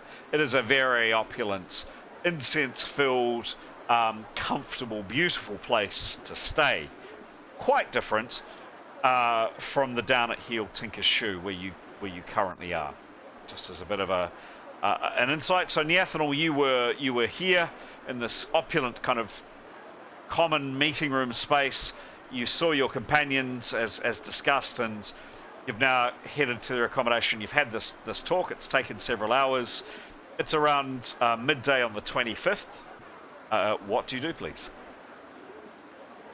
Leif would remind the hero party that the Tinker's Shoe is definitely a step up from the ghoul-infested rocky island. So he's grateful to be there and is positive. So absolutely. Leif and both Leif and Mithan, I think, have got their shopping needs met. If I think of something in the meantime, can we retrospectively do that? Yeah. Absolutely. So, as mentioned to players off camera, and as I think mentioned to viewers on camera, but just in case I didn't, this is a bit of linking. This is a linking episode in terms of the narration, in terms of the story. So definitely a bit more than a bit of railroading and guiding.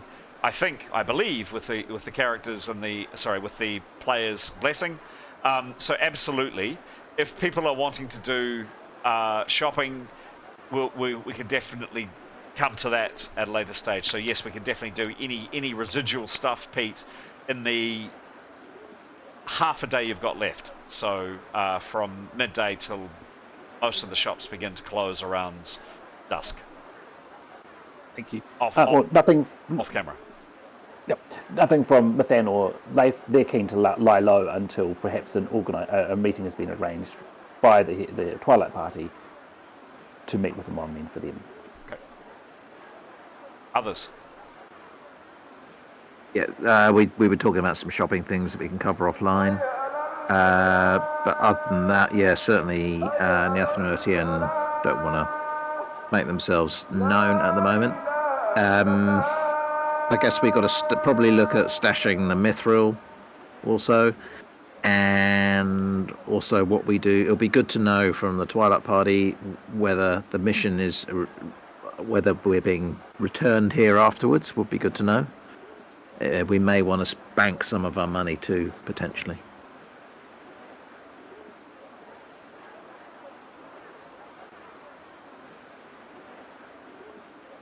Keros just wants to hang out, rest. We need some saucer of milk, please. Just some recovery time. She'd also probably want to flit around and say hi to the boys. Oh. She hasn't seen in a while, because that's where she's at the minute. Okay. Who's she saying hi to in particular? She'd probably want to trot over to Gray and just have a chat about pets and how things are going and if he's still single and seen any good films. And Did you say pets or pigs? Pets. Alright. That's 100 XP right there. That's 100 XP. And just want to that's where she's at the minute. She's been at it for a little she's been, she's coming into herself. So Gray's shown up and, she'd just like to cozy on up and say g'day and how are you? I would be very excited, but also incredibly nervous and bumbly and just hopeless.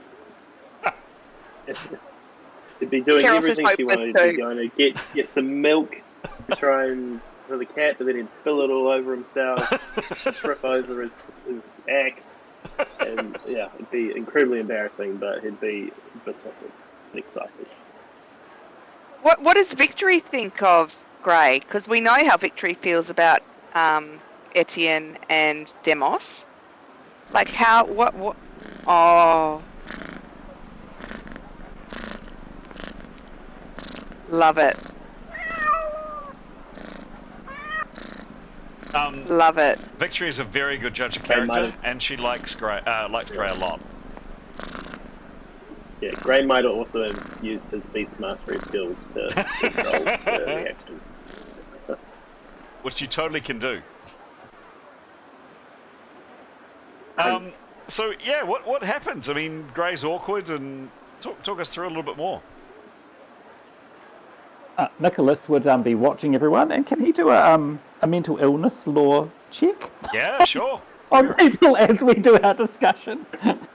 Sure. Got a fact. On Keros? Oh, on anyone who is speaking about the traumatic events and everything. Okay. That's a 98. Roll again. Oh, +3. Okay. And what's a skill in mental illness? Or what is the skill? 83. Goodness me. Okay. Yeah. What is the description of the skill, please? Oh, just give me a second. Probably should have been masked, but with a 98, Pete, I'm not going to ask you to roll again. Oh, and hopefully it's not critical. Hopefully we don't play something awful. Oh, blast. Do we have the document open, but I just don't know exactly which page it's on.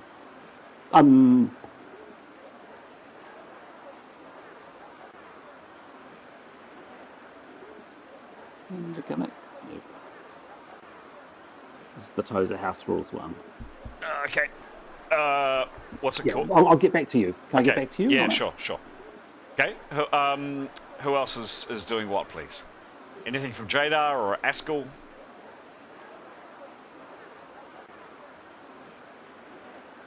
I think Eskel would probably just join in, mingle around, show off his earrings, swinging them around, sort of. Oh, earrings! Oh, yeah. I think Graham's got the photo somewhere. Where's the Shiny, Where's the image? shiny things. Oh, hello. No, there was a picture of Askell and his earrings. Does someone have that handy? It was in somewhere in the chat. It was. It was. Um, And a bit of lippy too. yeah, but yeah, Eskel's feeling a lot more magical. Very sparkle. Very sparkle. Yes. And they're all dashed out in fancy clothes too. True. So Hero Party, you probably would have, or no, you have, mark it down in your sheets, you would have got kind of serviceable clothes, but you do notice that, my goodness, your friends in the Team Twilight, have gone up a couple of levels. My goodness, they look very fine. They are wearing beautiful clothing. Keros would invite Askell to come and sit with her and Grey and Victory, just to, catch up, say hi. Does Askell join? Yeah. Eskel's probably feeling more comfortable and relaxed, and happy, excited with the change of scenery, and yeah, he'd definitely partake. Are the drinks flowing? Yeah, he might ask Keros, "Do you want to see my new sword?" Oh, Keros would love to see Askell's new sword. What's with the lipstick? Yeah, so the image of Askell is now in the chat. With the earrings. And Oh, beautiful. Doesn't he look lovely? Beautiful. Who have you been kissing?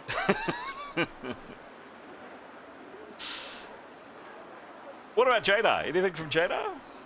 Yeah, she's she just fainted recently and had a demon inside her, so she's still very tired and totally freaked out about meeting the Brotherhood of Mon Men Evil last time.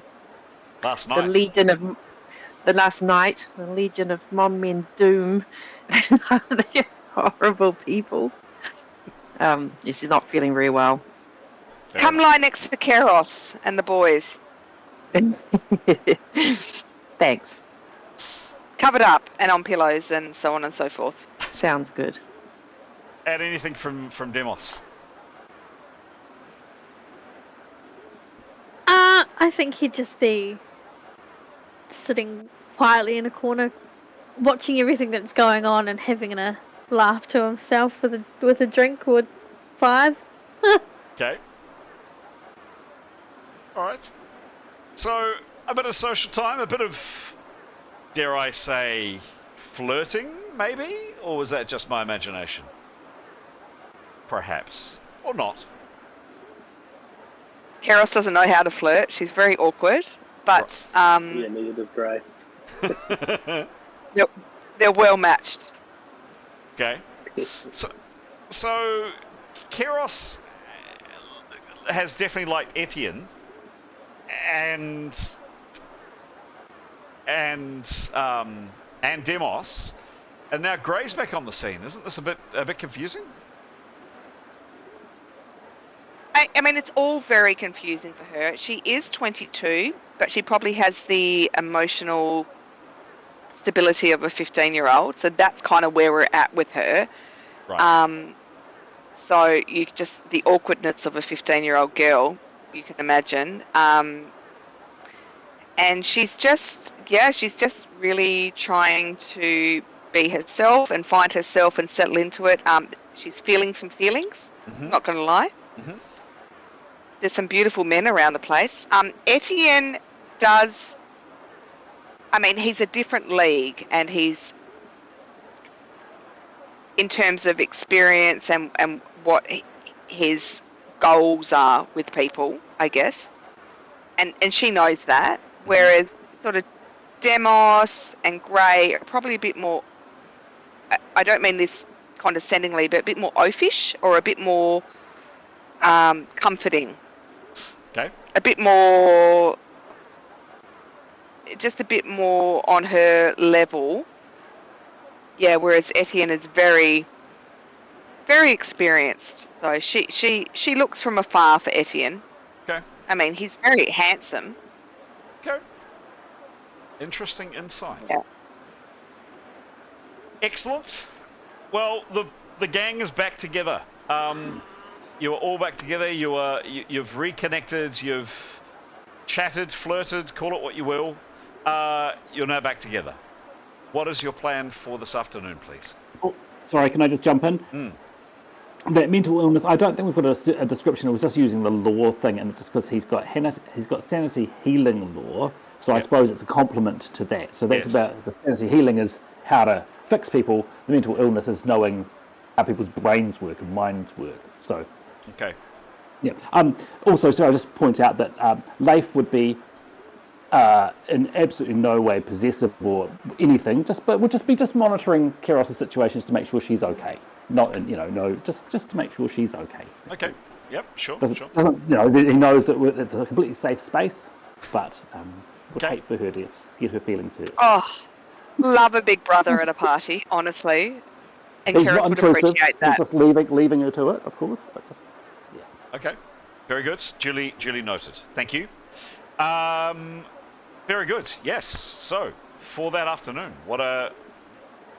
you've caught up for the morning. You've spoken for the morning. What happens? Give me a. Even if we don't role play it out now, give me a kind of a structure for your plan for the rest of the day entails, and offline we can figure out costs, shopping, etc. if needed. Talk me through what your plans are. Nathanel's keen to get hands on that PowerPoint. If someone's able to go out and get it for her, she'd much appreciate that. Etienne would like to get drunk, and anybody wants to join him in some merriment. He's a bit frustrated because he can't go out. Yep. So he'd be, if anyone wants to bring some booze in, he'd be up for that. Sing a few songs and while the time away with some songs and a few tales. So that's probably what he'd want. Cool. Okay. Tanya is distraught, upset. Yep. Taking herself off in the corner and is very unhappy. And Severin? I guess Severin would probably feel for her and do his best to console her. Cool. Thank you. All right. So booze and the PowerPoint multiplier.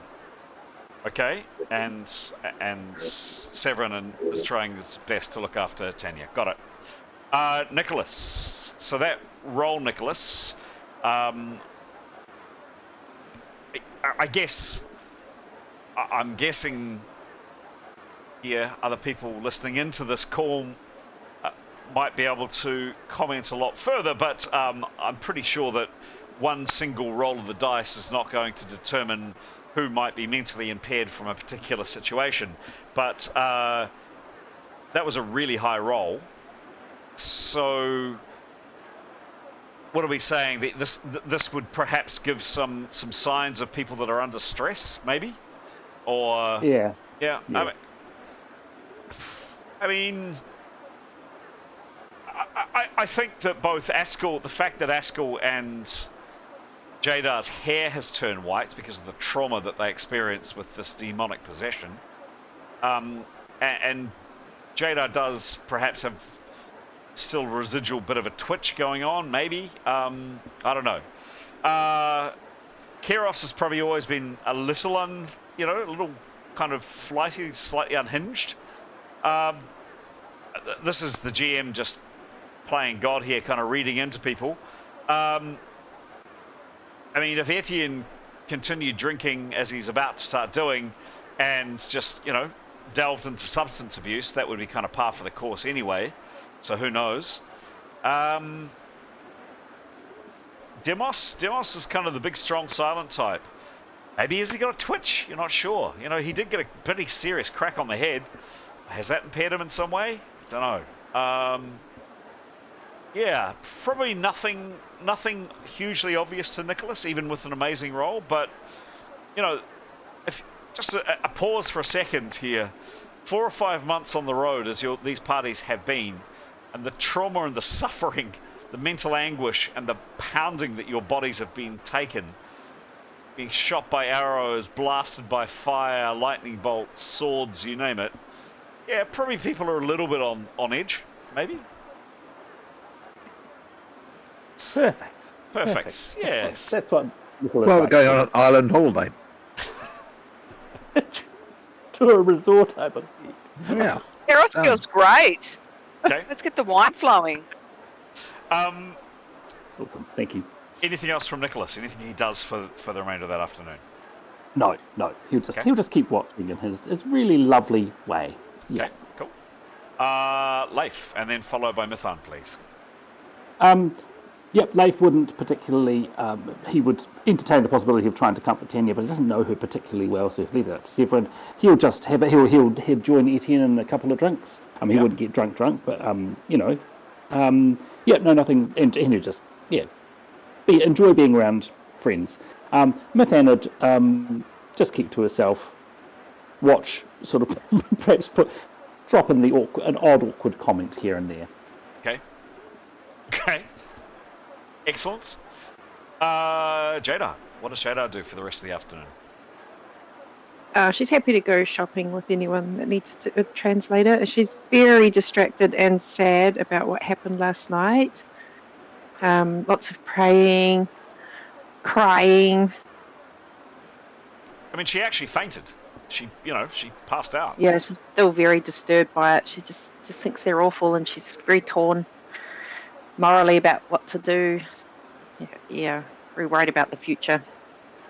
And her mortal soul, perhaps. Yeah. Okay. Yeah. Askell. As already sort of mentioned, Askell will be keen to take people on the shopping excursion, so he can do all the translating, show them the sights.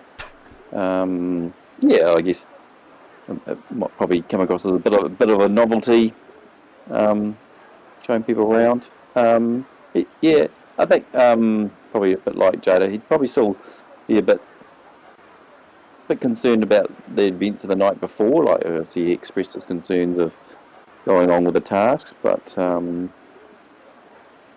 there's been nothing in the newspapers about any fires that have occurred, so he's probably fairly. To be honest, he hasn't had the chance to check. Or ask. Probably a good reason to leave town anyway. So, but otherwise, just take him out shopping and where to go, where not to go, and etc.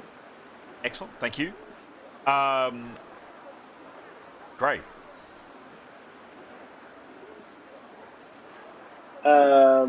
Gray would be keen to ask Axel if he could maybe sell one or two of his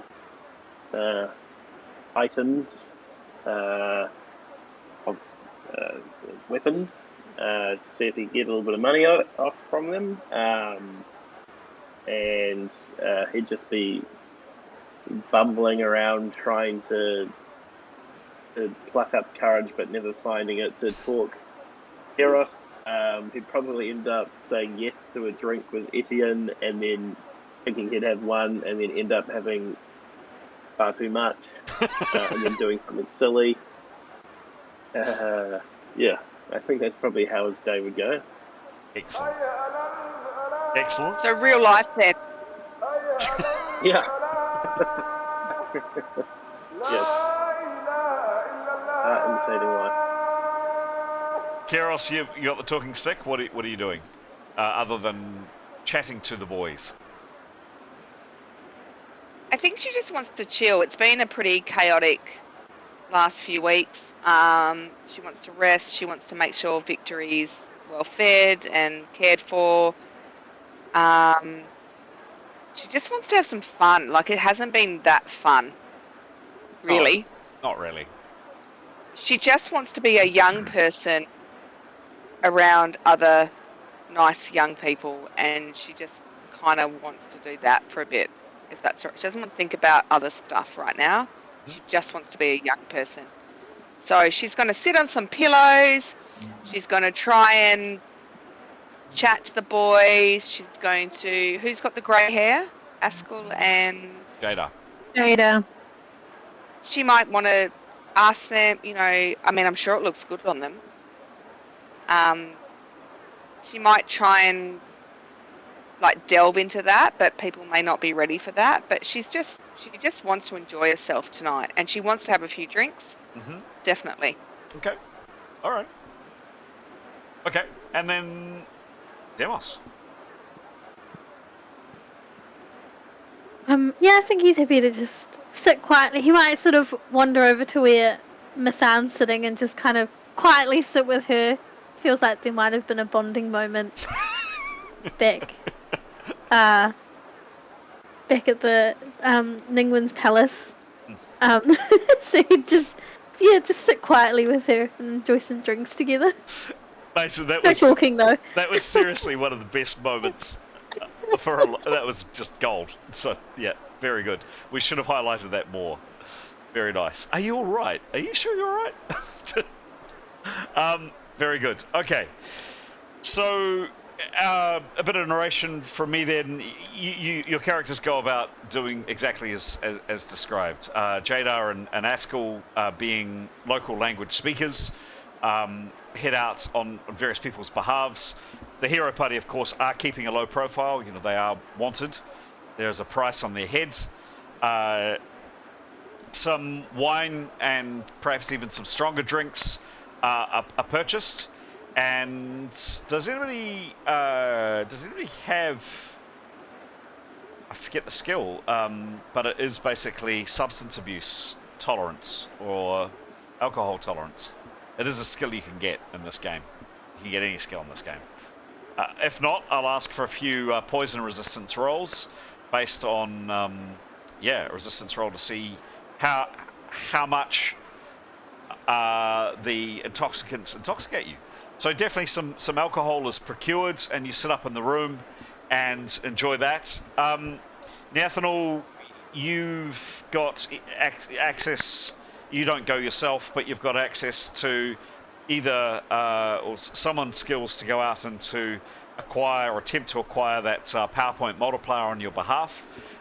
As mentioned, we'll rolls offline. Assumably either Askell and or Jadar do that on your behalf, perhaps accompanied by Severin. In terms of Askell selling some items for Grey, what items were you wanting to be sold, please? I think he has. It's like a mace, or what were we calling it? The blunt force item, or something like that. He's got It's one a of those. mace of crushing. Mace of crushing. I'm just gonna paste what it is into the chat. I think. Yeah. Don't forget, Karis, there's an Escher object of enormous power and danger sitting in you, waiting to be attuned. After a few drinks. Yeah, that's definitely Excellent. not the way to do Excellent. it. Please do. Well, let's deal with the Mace of Crushing. Were there any other items from Grey that he was wanting to have sold? I can't remember what he has. I think that maybe just that one for now. Okay. And anybody else wanting to sell items that I should be aware of? So there's a purchase of the PowerPoint multiplier and a sale of the Mace of Crushing. So both items would be expensive, and generally that takes time. So as described in other sessions, at least for Twilight, it takes time to negotiate, particularly for large ticket items. We're very used in this day and age to just simply rock up, hand over your cash and leave.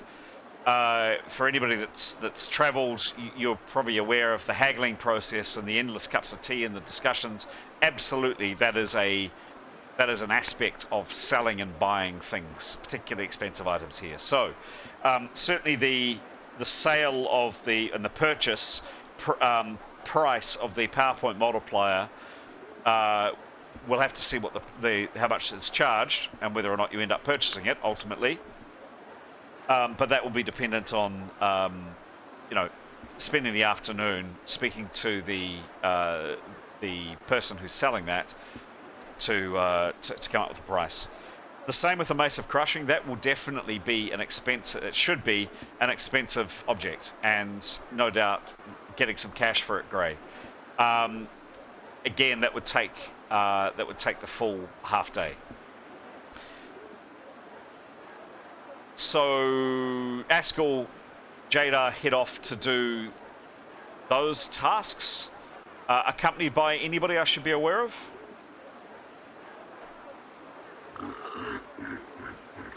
No, just by themselves. No. Severin will be happy to accompany. Okay. So the three of you go off to complete those. Some alcohol is bought. Now, Keris, were you wanting to do an achievement, or do you want to have some drinks first? I think some drinks first. Excellent idea. That's a great idea. Yeah. Cool. She's letting loose. Yeah. Cool. Love it. All right. So let's go to resistance rolls. Let's say some wine is bought for people just to generally sup on, but there's also a bottle of spirits, a good brandy that was able to be procured from just around the corner from the Grand Bazaar Lodge. The attack level of the wine is not strong. It would be at about fourth level. The attack level for spirits, however, and obviously it's all dependent on how much you drink and all the rest, but would be kind of 7 let's call it 7. I'm not going to be too cruel in terms of what you do, and you should give me a sense of whoever's imbibing, how much they're imbibing, and then I'd like a poison resistance roll, please. So, who is imbibing and what are they imbibing, please? Keros is imbibing. Oh, sorry, Leif. Sorry. Go. No, you go. Keros is imbibing somewhat cautiously because she's not really done this before. Okay. But does she care? Actually, no. Okay. Is she going for the wine or the spirits or both? She's going to go for the wine, please. Okay. So I said 4th level, and she hasn't gone up a level, so she's 8th level currently. Give me a roll modified by poison, please. Her roll is 60. Okay. And her poison? And what? Well, her poison's wine. No, jokes. What's the... Resistance roll? roll? I don't think I've done this one. I've done this before. Oh, so resistance. Yeah, resistance rolls. To poison. Oh, I haven't done this before. Plus 17. Wow, she's good. 62 plus 17. Okay. Okay, cool. Who's next, please? Leif can go. Mm-hmm. He'll have a little bit of wine. He is not intending to get drunk. Okay. Go for it. Just to accompany Yep. Etienne. Oh, 99? Oh, okay. And roll again. Jeez. Plus 8. 8. And what's your poison, please, Pete? Plus 44. Goodness me. Okay. Thank you. Who's next? Oh, well, Etienne, Greg definitely. can go. Oh no, Etienne. And what's he giving a nudge to, Graham? Well, everything. Everything. Good lad. So let's go for, quite a bit of wine and a decent slug of brandy. So call it 11, level 11. Give me, and he's what level, please? He's 6th. 6. Lovely. Thank you. Give me a roll. 86 Oh. Yep. plus 20. Okay. And he's giving it a decent nudge, so I'm going to ask for round 2 as well. 3. 3. Roll again, please. 65. Okay. Excellent. 5. And what was his poison? Plus 20. Plus 20. Lovely. Okay.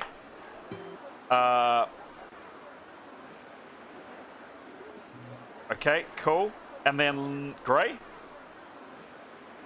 Okay. Yeah, Gray would probably start off with wine because Yep. that's what Keris has done. Yep. And then he would probably become a bit emboldened, and Excellent. he'd want to show off a little bit and show that he can keep up. So he would drink the other stuff as well. Excellent. Give me a roll. Give me a roll And then, yeah. against 12. Oh my Level god, you're 2. so cute. So cute. What's- Love it. What's his 51. resistance? Sorry? Resistance is plus 22. What was the roll? 51. 55 1 plus 2. Yep. Okay. And he's giving it a bit more of a nudge, so I'm going to ask for another roll from Gray too, please. Okay. Ooh, 7. 7. Okay. Plus 2. All right. All right. So, Keros, you knock it back with the lads. What the hell is all the fuss about? I mean, it doesn't taste very nice, and I don't know, it made you a little bit giggly to begin with, but yeah, just not very interesting. I mean, but you continue drinking and kind of sipping, but really, yeah, it doesn't touch you. Leif, what alcohol? Was there alcohol? Are you sure this is not just water? You're kind of looking at it. I mean, kind of weird because it has been weeks probably that you've actually had something something alcoholic because you've been, stuck in the in-between and on desert islands and things. But really, there's doesn't touch you. You were in one of those. Just had ice walls to lick. Exactly, you've just had ice walls to lick for the goodness knows how long, and yeah, it just doesn't affect you at all.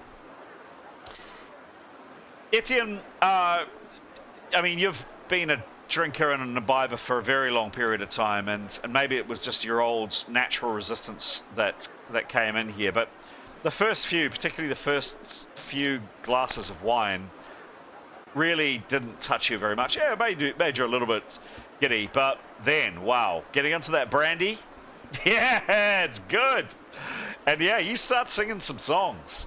You definitely start singing some songs. Could you give me, please, a self-discipline check? So this has to be, so roll, you got to get above 50 to pass, but at negative 10, based on your self-discipline here, please. See how he kind of conducts himself. 84. 84. 84. What's a self-discipline? -3. -3. Negative 10. Very comfortably above 50. but you are definitely intoxicated. You are definitely intoxicated, and probably will be so for some time. But you hold it together, and you're quite a practiced hand at it. You've been drunk on many times before, and it's really nice, Etienne. It is so nice to commune with the goddess again. You and the goddess haven't seen much of each other recently, and for you to just kick back, have a laugh with some pretty people. There are a few people around that are pretty easy on the eye, getting easier on the eye the more the drinks go down. But you remain under control. You remain, you're a bit wobbly. You drop the bottles a few times. You slur a bit. You sing some silly songs where you shouldn't have. But you're not out of control. So you're a bit messy, but not horrendously out of control. Gray, similar for you. The first couple of drinks, not much. Again, all of you don't know whether it's the nerves of just not seeing each other again for a while or whatever, but no, nothing really. First few drinks, chatting, catching up with people, kind of looking at Keros, and then she looks at you and you look away again, and it's just that awkward kind of teenage nonsense stuff. Not helped by the alcohol, but it doesn't really touch you so much for a while, and then a bit later on, suddenly you get to your feet to head out to the privy, and oh my goodness, you're staggering a bit. Yeah, you can feel it. Again, could you give me a self-discipline check, please, just to see how you're kind of handling yourself at -10? Keros would be there to support Gray And if he needed any, and take him to the an privy? arm to lean on. Well, if he needed support, absolutely. Well, I think he's got 49 and he's +6, but then -10, so he's probably just under 50. 49 +6, -10. So 45. You're getting uncharacteristically rowdy. Not appallingly so. Not like massively out of order. But you're sloppy. You're falling over. You're laughing inappropriately. You're kind of that guy. Not unpleasantly, because Gray is not an unpleasant person. But you're definitely you're a little bit, but not a lot, because you had to make 50 or above. You got 45, so you're not far off. But you're definitely a bit more worse the wear than Etienne. Yeah. Any other actions for the afternoon other than drinking and hanging out and shopping, which we'll come to offline? Probably get some kebabs. Excellent. Kebabs, and actually probably do some excellent kebabs type things in this part of the world. Yes, for sure. Jada's a bit nervous with all this flirting and drinking. She knows she doesn't know there's a GM out there, but she senses something horrible might happen. I don't know what you're talking about. Oh, you're not there, Jada. You're shopping. Oh, that's right. Jada's shopping. Yes. I'm shopping. I can't see it. Thank goodness. But if she was there, Keros would invite her to join the party. Just relax. Any other I would actions? probably try and get her to... Sorry. Go, Aiden.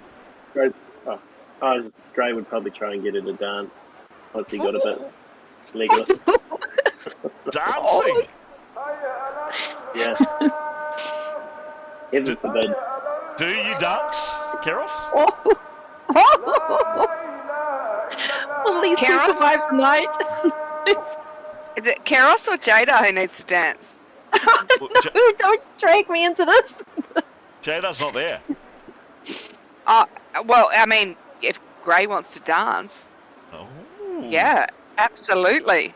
Oh. Well, Etienne would dance for Gray. I mean, no, Yeah. Wow. Okay. he'll dance We could for all anyone. dance together. Is it time for seduction checks? Yeah, Phil, sure. Now, sorry, Tanya's not in the mood for this, so she's gone out. Okay. Yeah, fair enough. Totally fair enough. She's just discovered, her godmother's been slaughtered. Yeah? Okay. Talk me through anything else, guys.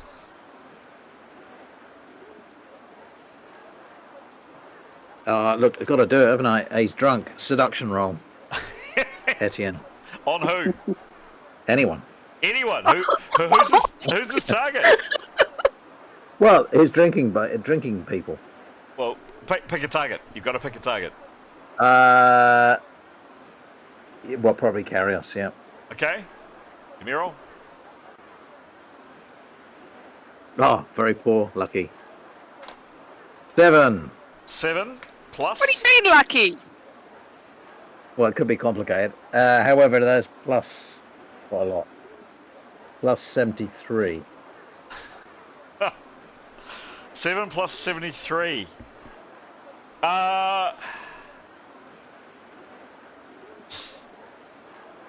Your audience is still listening. You can continue to try to influence them, charm them, seduce them. Partial success. Sure. Yeah, okay. Yeah, go on. Keep going.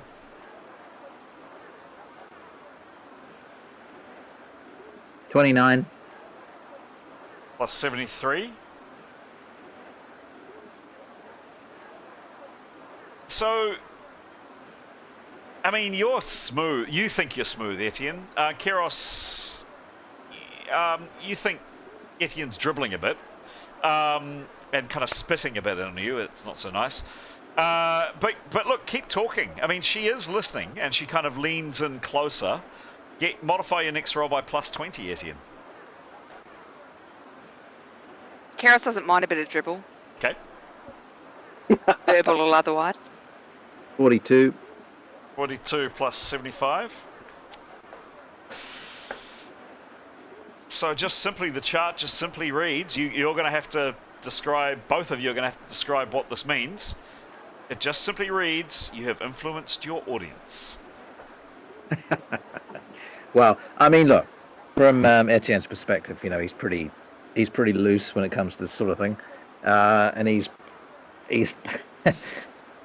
and this is Chris's term, not mine.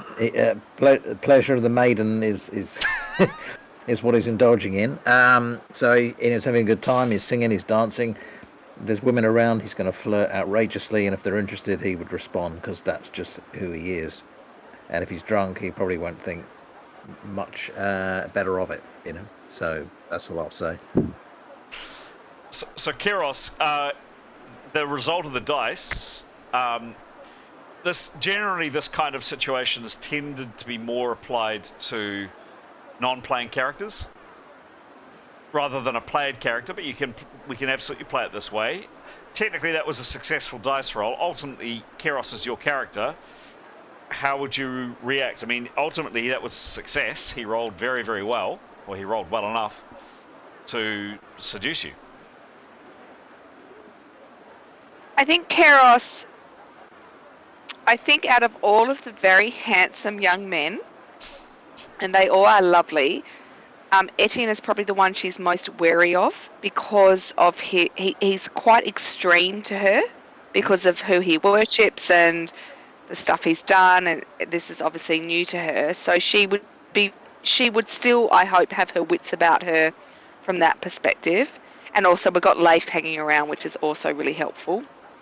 It's a good point. Does Leif step in at any point? Yeah. I mean, I suppose we haven't played this out, but I know that.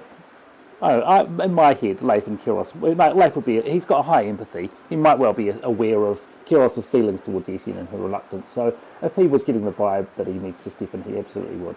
Give me an empathy roll, please, Pete. Plus 50 is successful.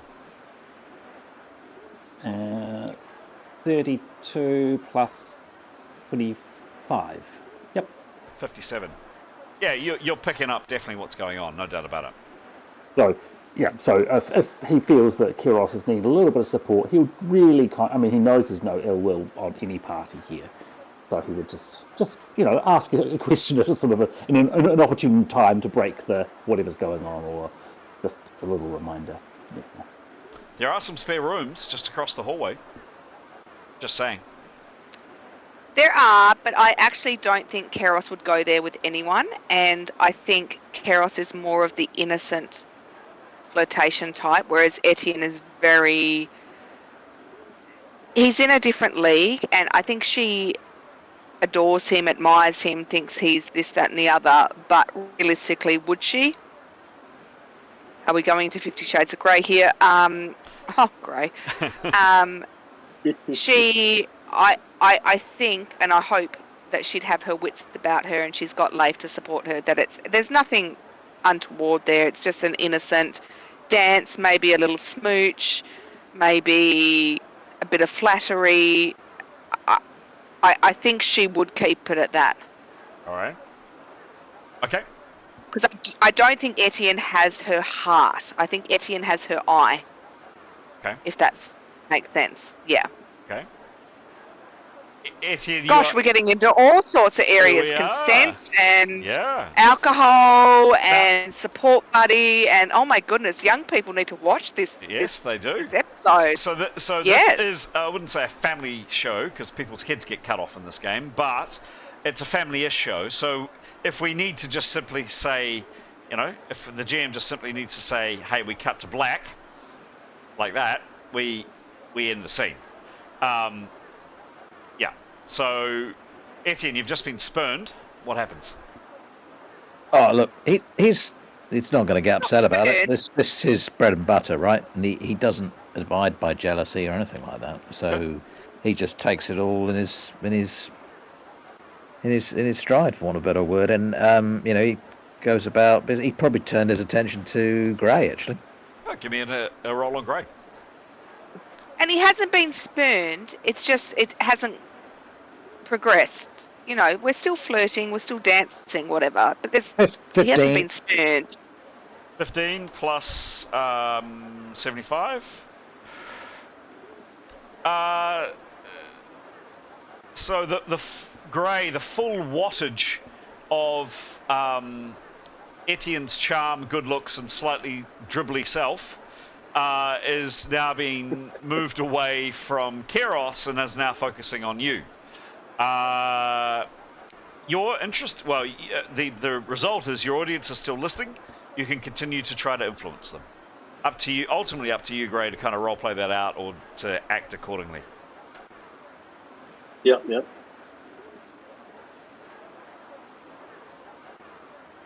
He'd probably be. I mean, Etienne's got quite long hair, and you know he's had a few drinks and it's all a bit hazy. So it's probably not beyond the pale that he would be a bit confused. Okay, give me another roll, please, Graham.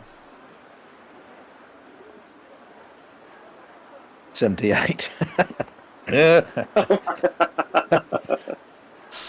That is a successful roll. You have influenced your audience.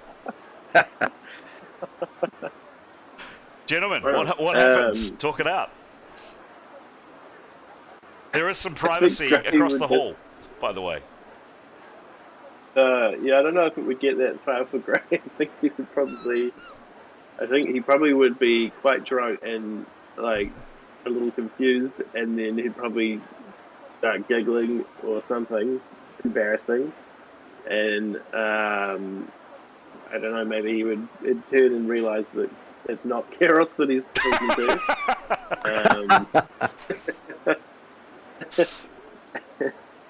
and then kind of probably fall over or something. All right, Etienne, this isn't working out too well for you. No, look, as I say, look, he's really, you know, he's champions free love, but he's not. He's all about following passions, but he's again, you know, it's part of his code that he's not a jealous or bitter about it.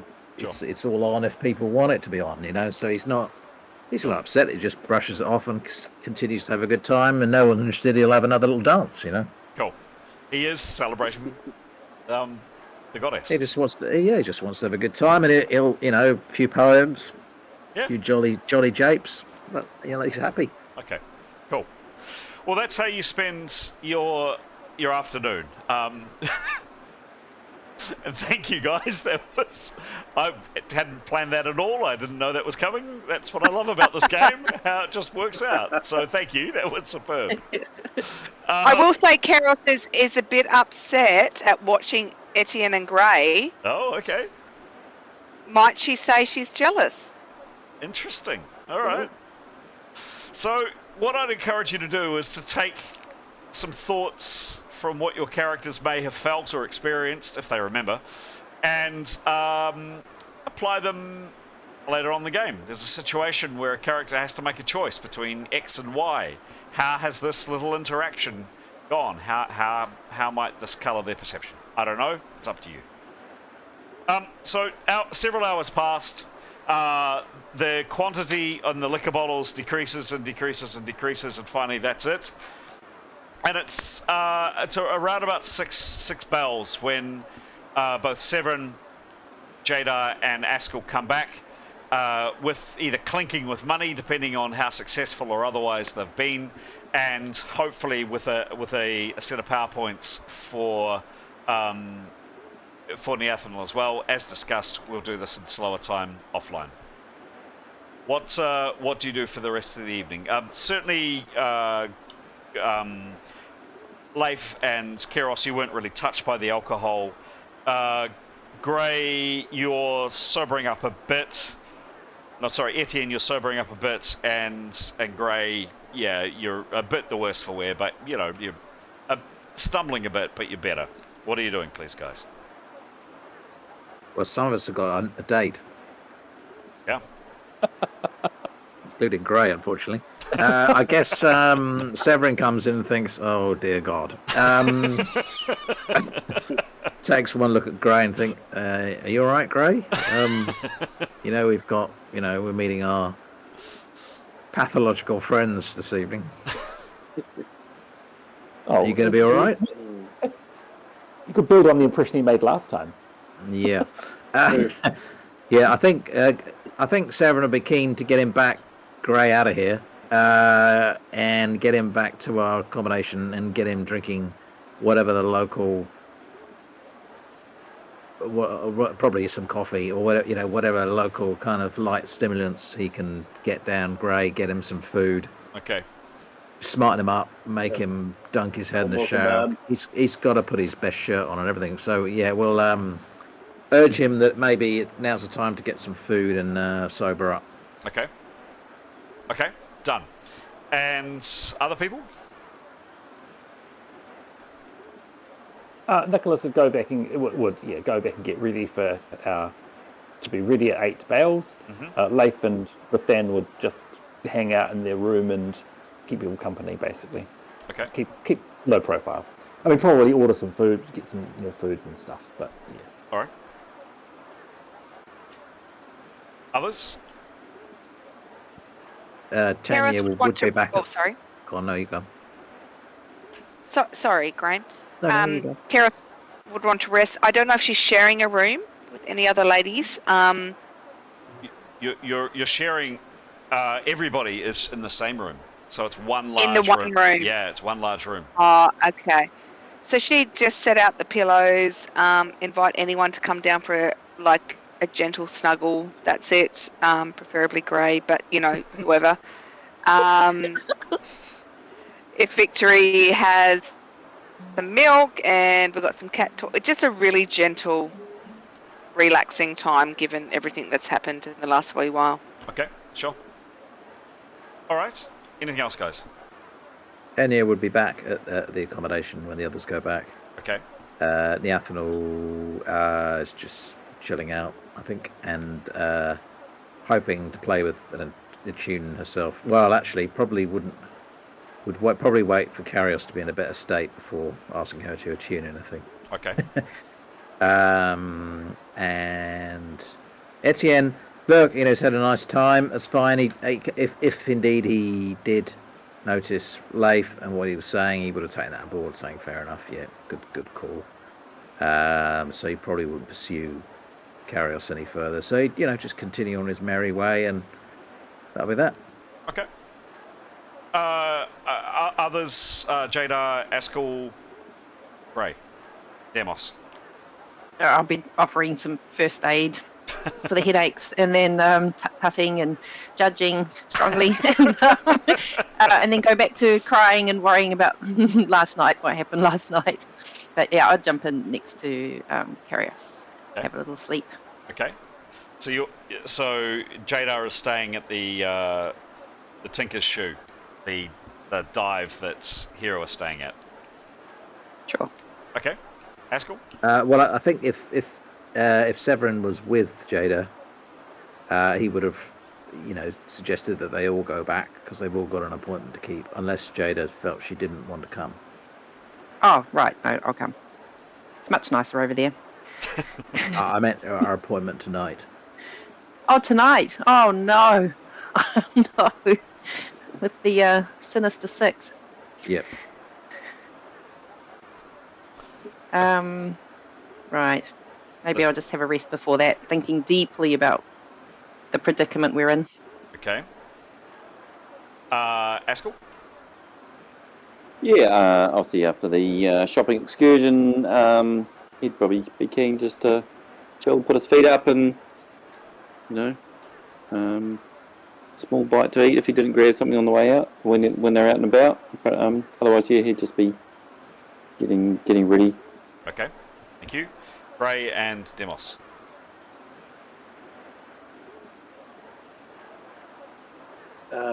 Gray would just be getting ready and kind of slowly sobering up. Sobering up. He's a bit of hazy. All right. He's not sure. Was he dancing with Keros? Was he not dancing with her? Can't be too sure.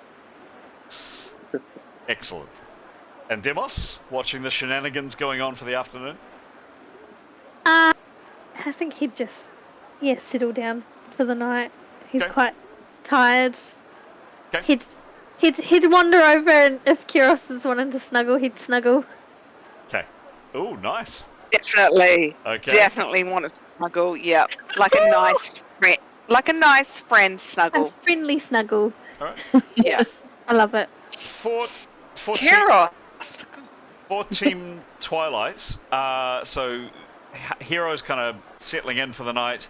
Team Twilight's preparing to head out for the appointment at 8 bells. Any preparations, we don't need to go into them if not, but yeah, just any prep that I should be aware of for Team Twilight before we tell you what happens. Nope. Okay. Sorry, actually, how long was our travel last time? Half an hour, perhaps? Cool. Nicholas would consult with the rest of the party. Mm-hmm. Those who are sort of, just quietly. And he would ask if we wanted him to cast the whistling so he can find out where we actually go. He's neither here nor there, but figures it might be useful information. Definitely. Anyway. Okay, so I think we'd probably just make sure you cancel the spell before we go inside, right? Absolutely, yeah. So his intention is before we get picked up, he would summon the whistling, so he's not doing magic in the presence of the person. Yep. He would have the whistling under his hat. He would have the whistling follow, no, not under his hat. He would have the whistling be very discreet and follow our transport to the location. He'd be trying to memorise where the Mon men are, because he'd be viewing through the whispling's eyes. At any point, if he was feeling that he was detected or anything was suspected, he would cancel the spell. Okay, sure, done. Could you give me a full prep, etc.? Could you give me a roll for casting the spell, please? Wow! Woohoo! 97. That's 3 times I've rolled it. Gee, okay. Nice. Spell is definitely successful. Yep. All right, Thank you. so I'm not going to ask Team Hero to depart. So listen in, Team Hero. So Team Twilight, you are back in your very luxurious accommodation. Had a chance to freshen up in your beautiful rooms. You really are getting quite attached to this place as a place to live, and you've had a bath. Gray, you're a bit wobbly on your feet. You definitely stink like a brewery, but you're soberish, and you're reclining in this room here, your private quarters, And at exactly exactly as the previous night, at exactly the stroke of 8 bells, as the final of the 8th bell finishes tolling, there is a at the door, familiar knock.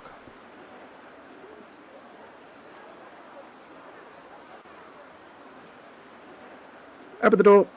Okay. Exactly the same man stands before you. He is, for heroes and our viewers' benefit, he is singularly unimpressive. He is a grey, faceless, not literally faceless, but a very demure, short man. He's got ink-stained fingers. He wears a pair of these newfangled, if you look at the GM's camera, these newfangled things that sit on your face, the glass that sits on your face that allows you to see a bit better. They've been coming into vogue in the last 150 or so years.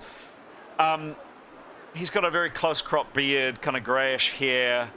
Very, very mild looking man, dressed in very, very simple robes. He inquires in South Tongue. Are we all assembled? We are. What do we need to bring anything with us? Yes, please. My masters have requested that the champions of Ely also attend this evening. They would speak with them. Very well. In the same transport? Oh, yes. Anything else we need to bring with us? No. Very well. All right. One of us, I guess, will go. Actually, we'll say, would it be convenient to take your transport round to where they are staying to make their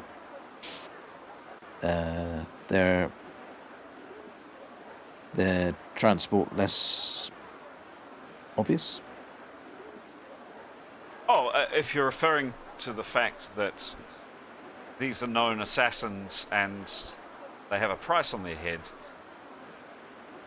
my masters will ensure, so long as they are comfortable, that no harm will come to them. That's great. Yeah, I just mean rather than walking over to here, whether we could go to them. Certainly. Very well.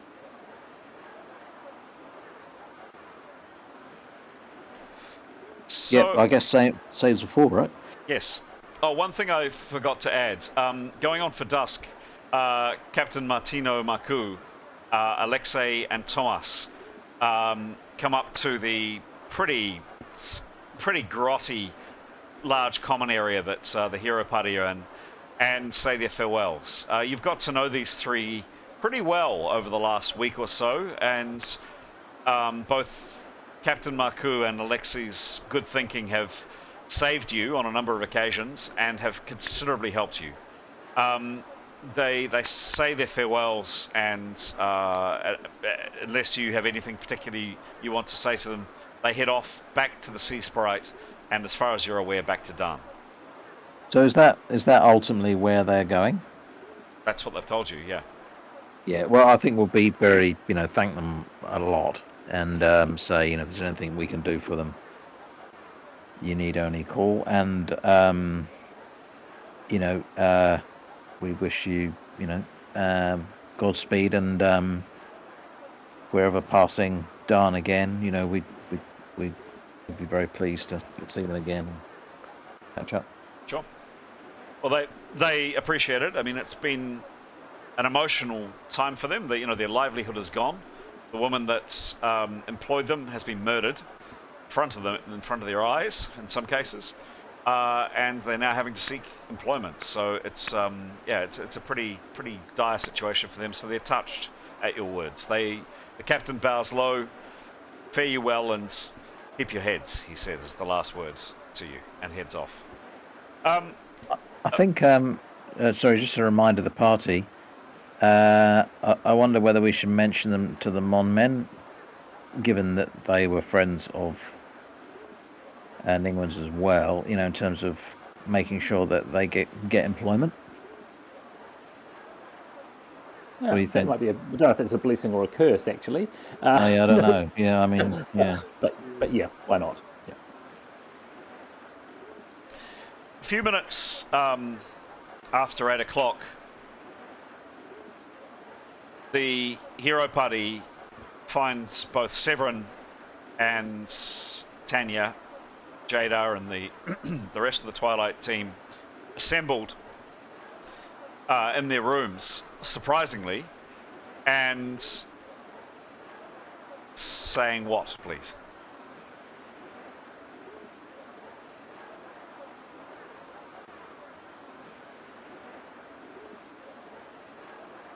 Okay. Yeah, Severin will come out, tell them, you know, go in and say and explain the situation and how they've been invited to, and suggest that they come now with them. Transport is directly outside, so it's low risk. But they, our guests have asked that we all go. Okay. Does anybody choose not to? Yes, the GM is telling a story, but you do have free will. You can do what you wish.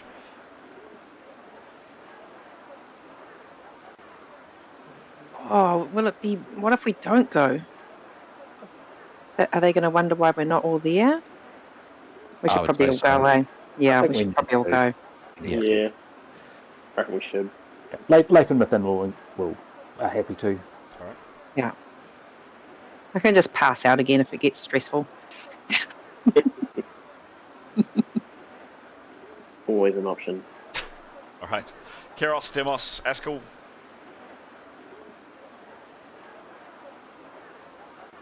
Yeah, Eskel's fine. He's made peace with it. Okay. Oh, What does resentment? Jeez. it's probably going to join them. He's already done his month's Yep. token promise, so he's good for another 29, 30 days.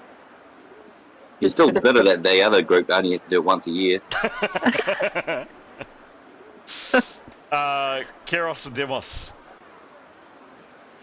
Keros will go anywhere Gray's going at this point in time, so Ooh. yep. Okay. Yeah, Demos will go. Demos will go too. All right. Come meet the Legion of Doom.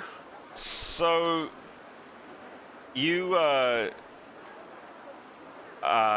Pete, I'm aware you've got the whistling going, and I'll firstly narrate what everybody experiences, and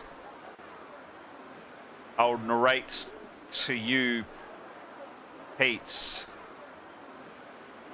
separately, I think, and it'll probably be off camera. Or I'll jot down what your...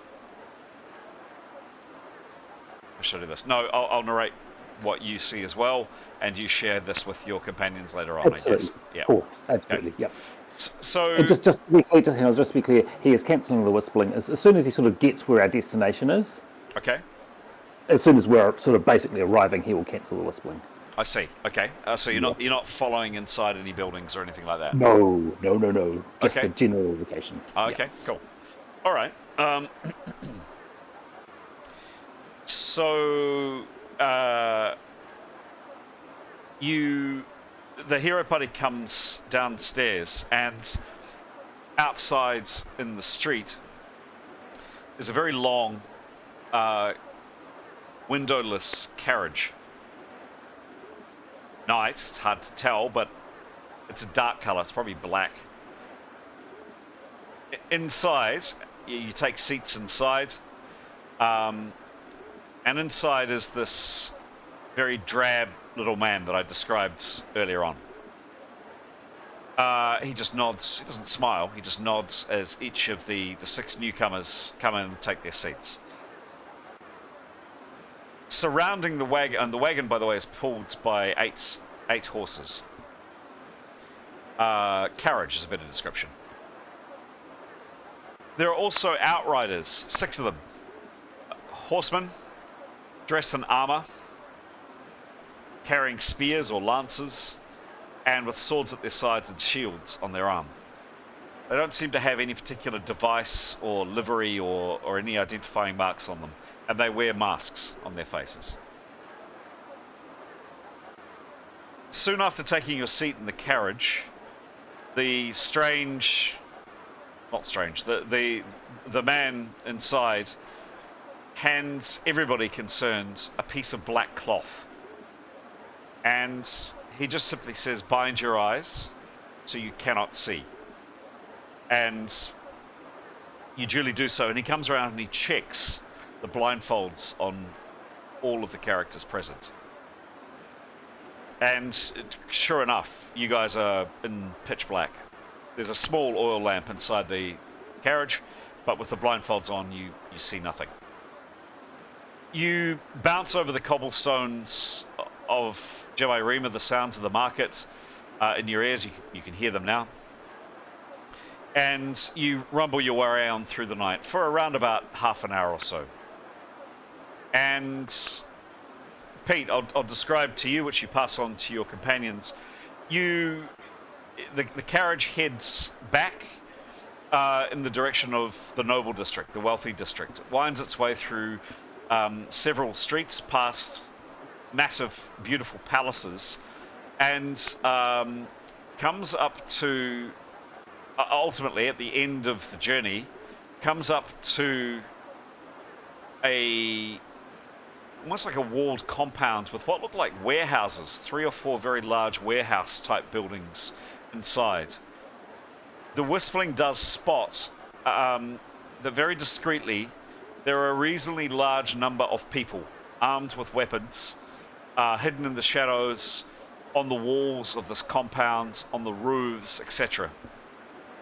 And as the carriage rumbles up to the gate of this courtyard, you decide that that's probably an appropriate moment to cancel the spell, which you do. Sounds good. But you would have a sense of where it is. You've been in Jebi Retana now for some time, so you'd have a sense of the city and the layout.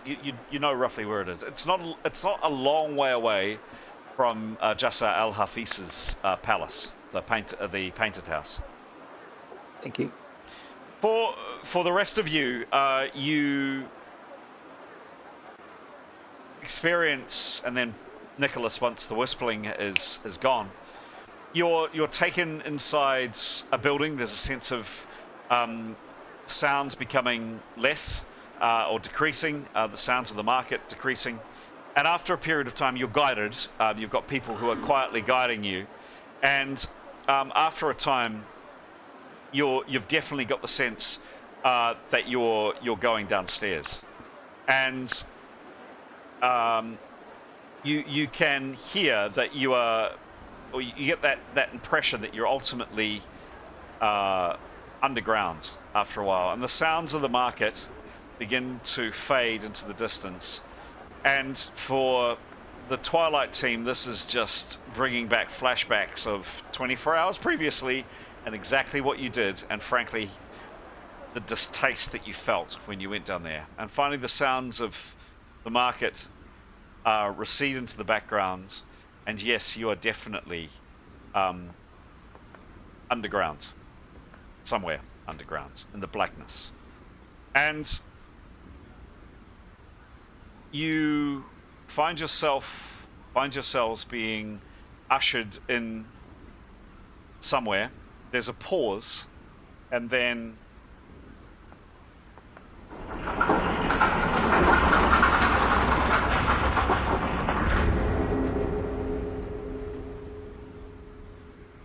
take your blindfolds off, and you find yourselves here.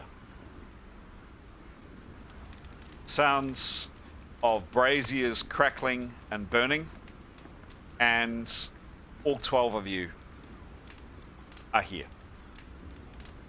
Same place as before, for the hero party, for the Twilight party, with the braziers as they were. What do you do, please? think walk calmly into where, as we did last time. Any action from, I'm particularly going to people who haven't experienced this before, either Keros or Demos?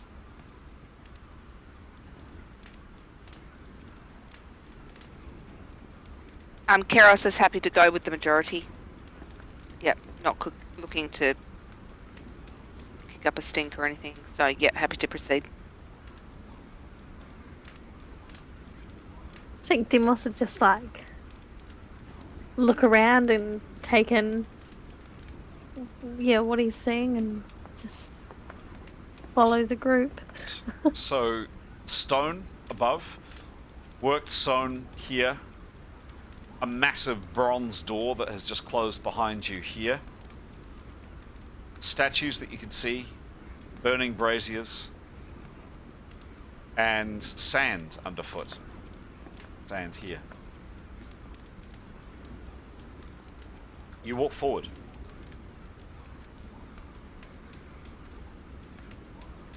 And the space opens up, and instinctively the members of the Twilight team look directly in front of you at the altar. You can see it over here, steps leading up.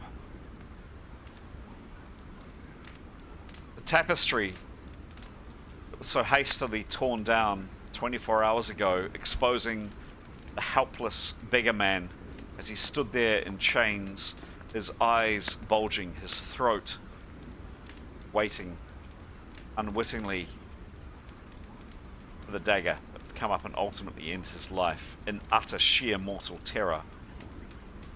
That area is still covered with the tapestry.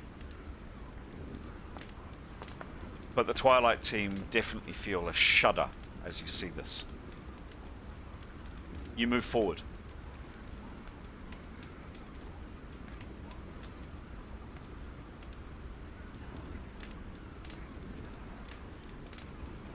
Oops.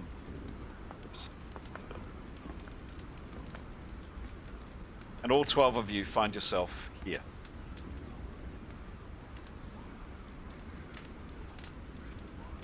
Oops, a daisy.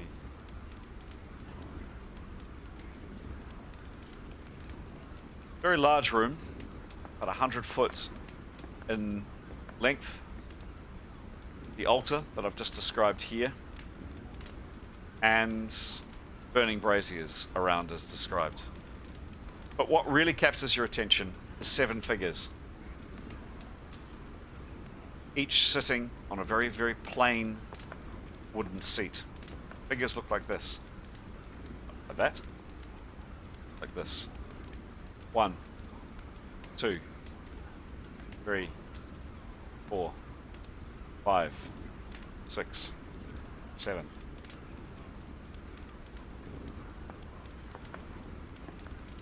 Any actions from you? Come in.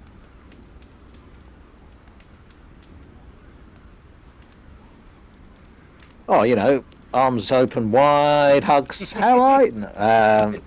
No, just a nod. A nod from Severin would nod respectfully, and wait. He's become accustomed to waiting to speak. Put it that way. Okay. Any actions? Sorry. Sorry, if he's invited to speak, he'll introduce the Twilight Party. I mean, the Hero Party. Okay. Any comments from anybody else? Oh gosh, really struggling now. So just wishing that I'd converted everybody to my religion before this moment. Trying to stay far away and not even look at that place under the rug. This one here. I'm feeling rather green. Yeah. Where you just saw an innocent man have his throat opened last night. Yeah. Okay. Well, we We've all done it. did nothing. Nicholas will be beside Jada if she's wanting support, and he just exchange looks with her, or I don't know, hold her hand or whatever. If, he'd take his cue from her, but he's willing to support her. Okay. Oh. This, after a pause, this figure here gets to their feet, and they speak? Is that the word? You're not sure. They certainly communicate. And this is the second time for the Twilight Party, but the first time for Hero. The sounds seem to just arrive in your head. You understand what they're saying, but afterwards when you compare notes with others, you're not sure what language they spoke. But they all definitely said the same words. And the figure gets up and says, in a very, actually quite a relatively unimpressive voice, not particularly deep, just simply says, Hello. Hello!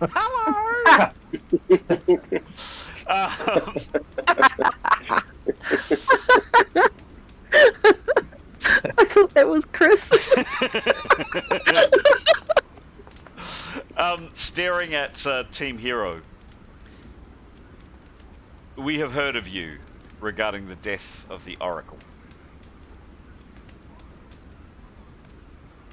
We are followers of the Three.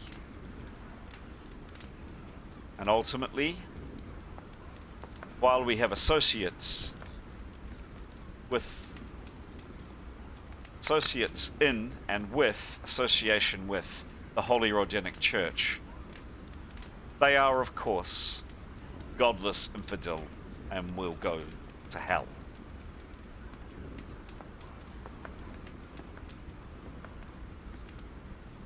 Our foe is larger and more important than some petty squabble about some infidel seer. We will neither turn you over to the church nor help you evade those of the Rogenic faith that hunt you. And they're saying this to Hero.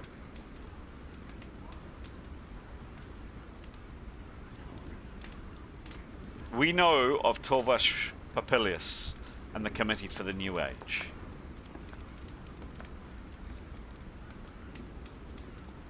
We have heard snippets of the Rite of Azza and the so-called New Enlightened Union.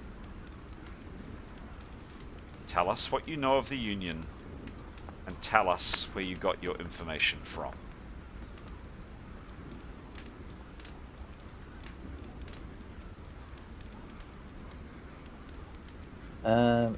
So, who has got... Because Etienne's got a very high charm, but he wasn't present for much of what they're asking. Who would like... Who's got a... how's Leif's charm? Leif's charm is 33. Guys, I'm just going to say it's 10 o'clock. Oh, yeah. What do we want to do? I wanted to get us to the point where we could start playing on the weekend. We're not quite there, but it is also 10 p.m. I'd be happy to play on for another half an hour, but I'm also happy to leave it there. What are people's sense, please? I'm going to have to duck out, sorry, but you guys could carry on. It's all good. I also need to duck out. But yeah, happy for you guys to carry on. Yeah, I'll go as well. Done. All right, folks. I can. What was that, Pete? Oh, so I'm happy to stay, but it just, I mean, might as well save it for the weekend because then we don't have to do a recap. Hopefully, I imagine will be just as quick. Hopefully. There we go. Done. All right. Ending on a cliffhanger. Let's see what happens on the weekend. Cool. Woohoo! Such a good game. Good game, good game. It was great. And I love the chill interpersonal stuff. Like we do a lot of like strategy and weapons and action, but I just love that kind of hanging out stuff. So thank you. Yeah, that hanging out nearly got a bit carried away this time. So well, lucky to keep an eye on things. But yeah. No,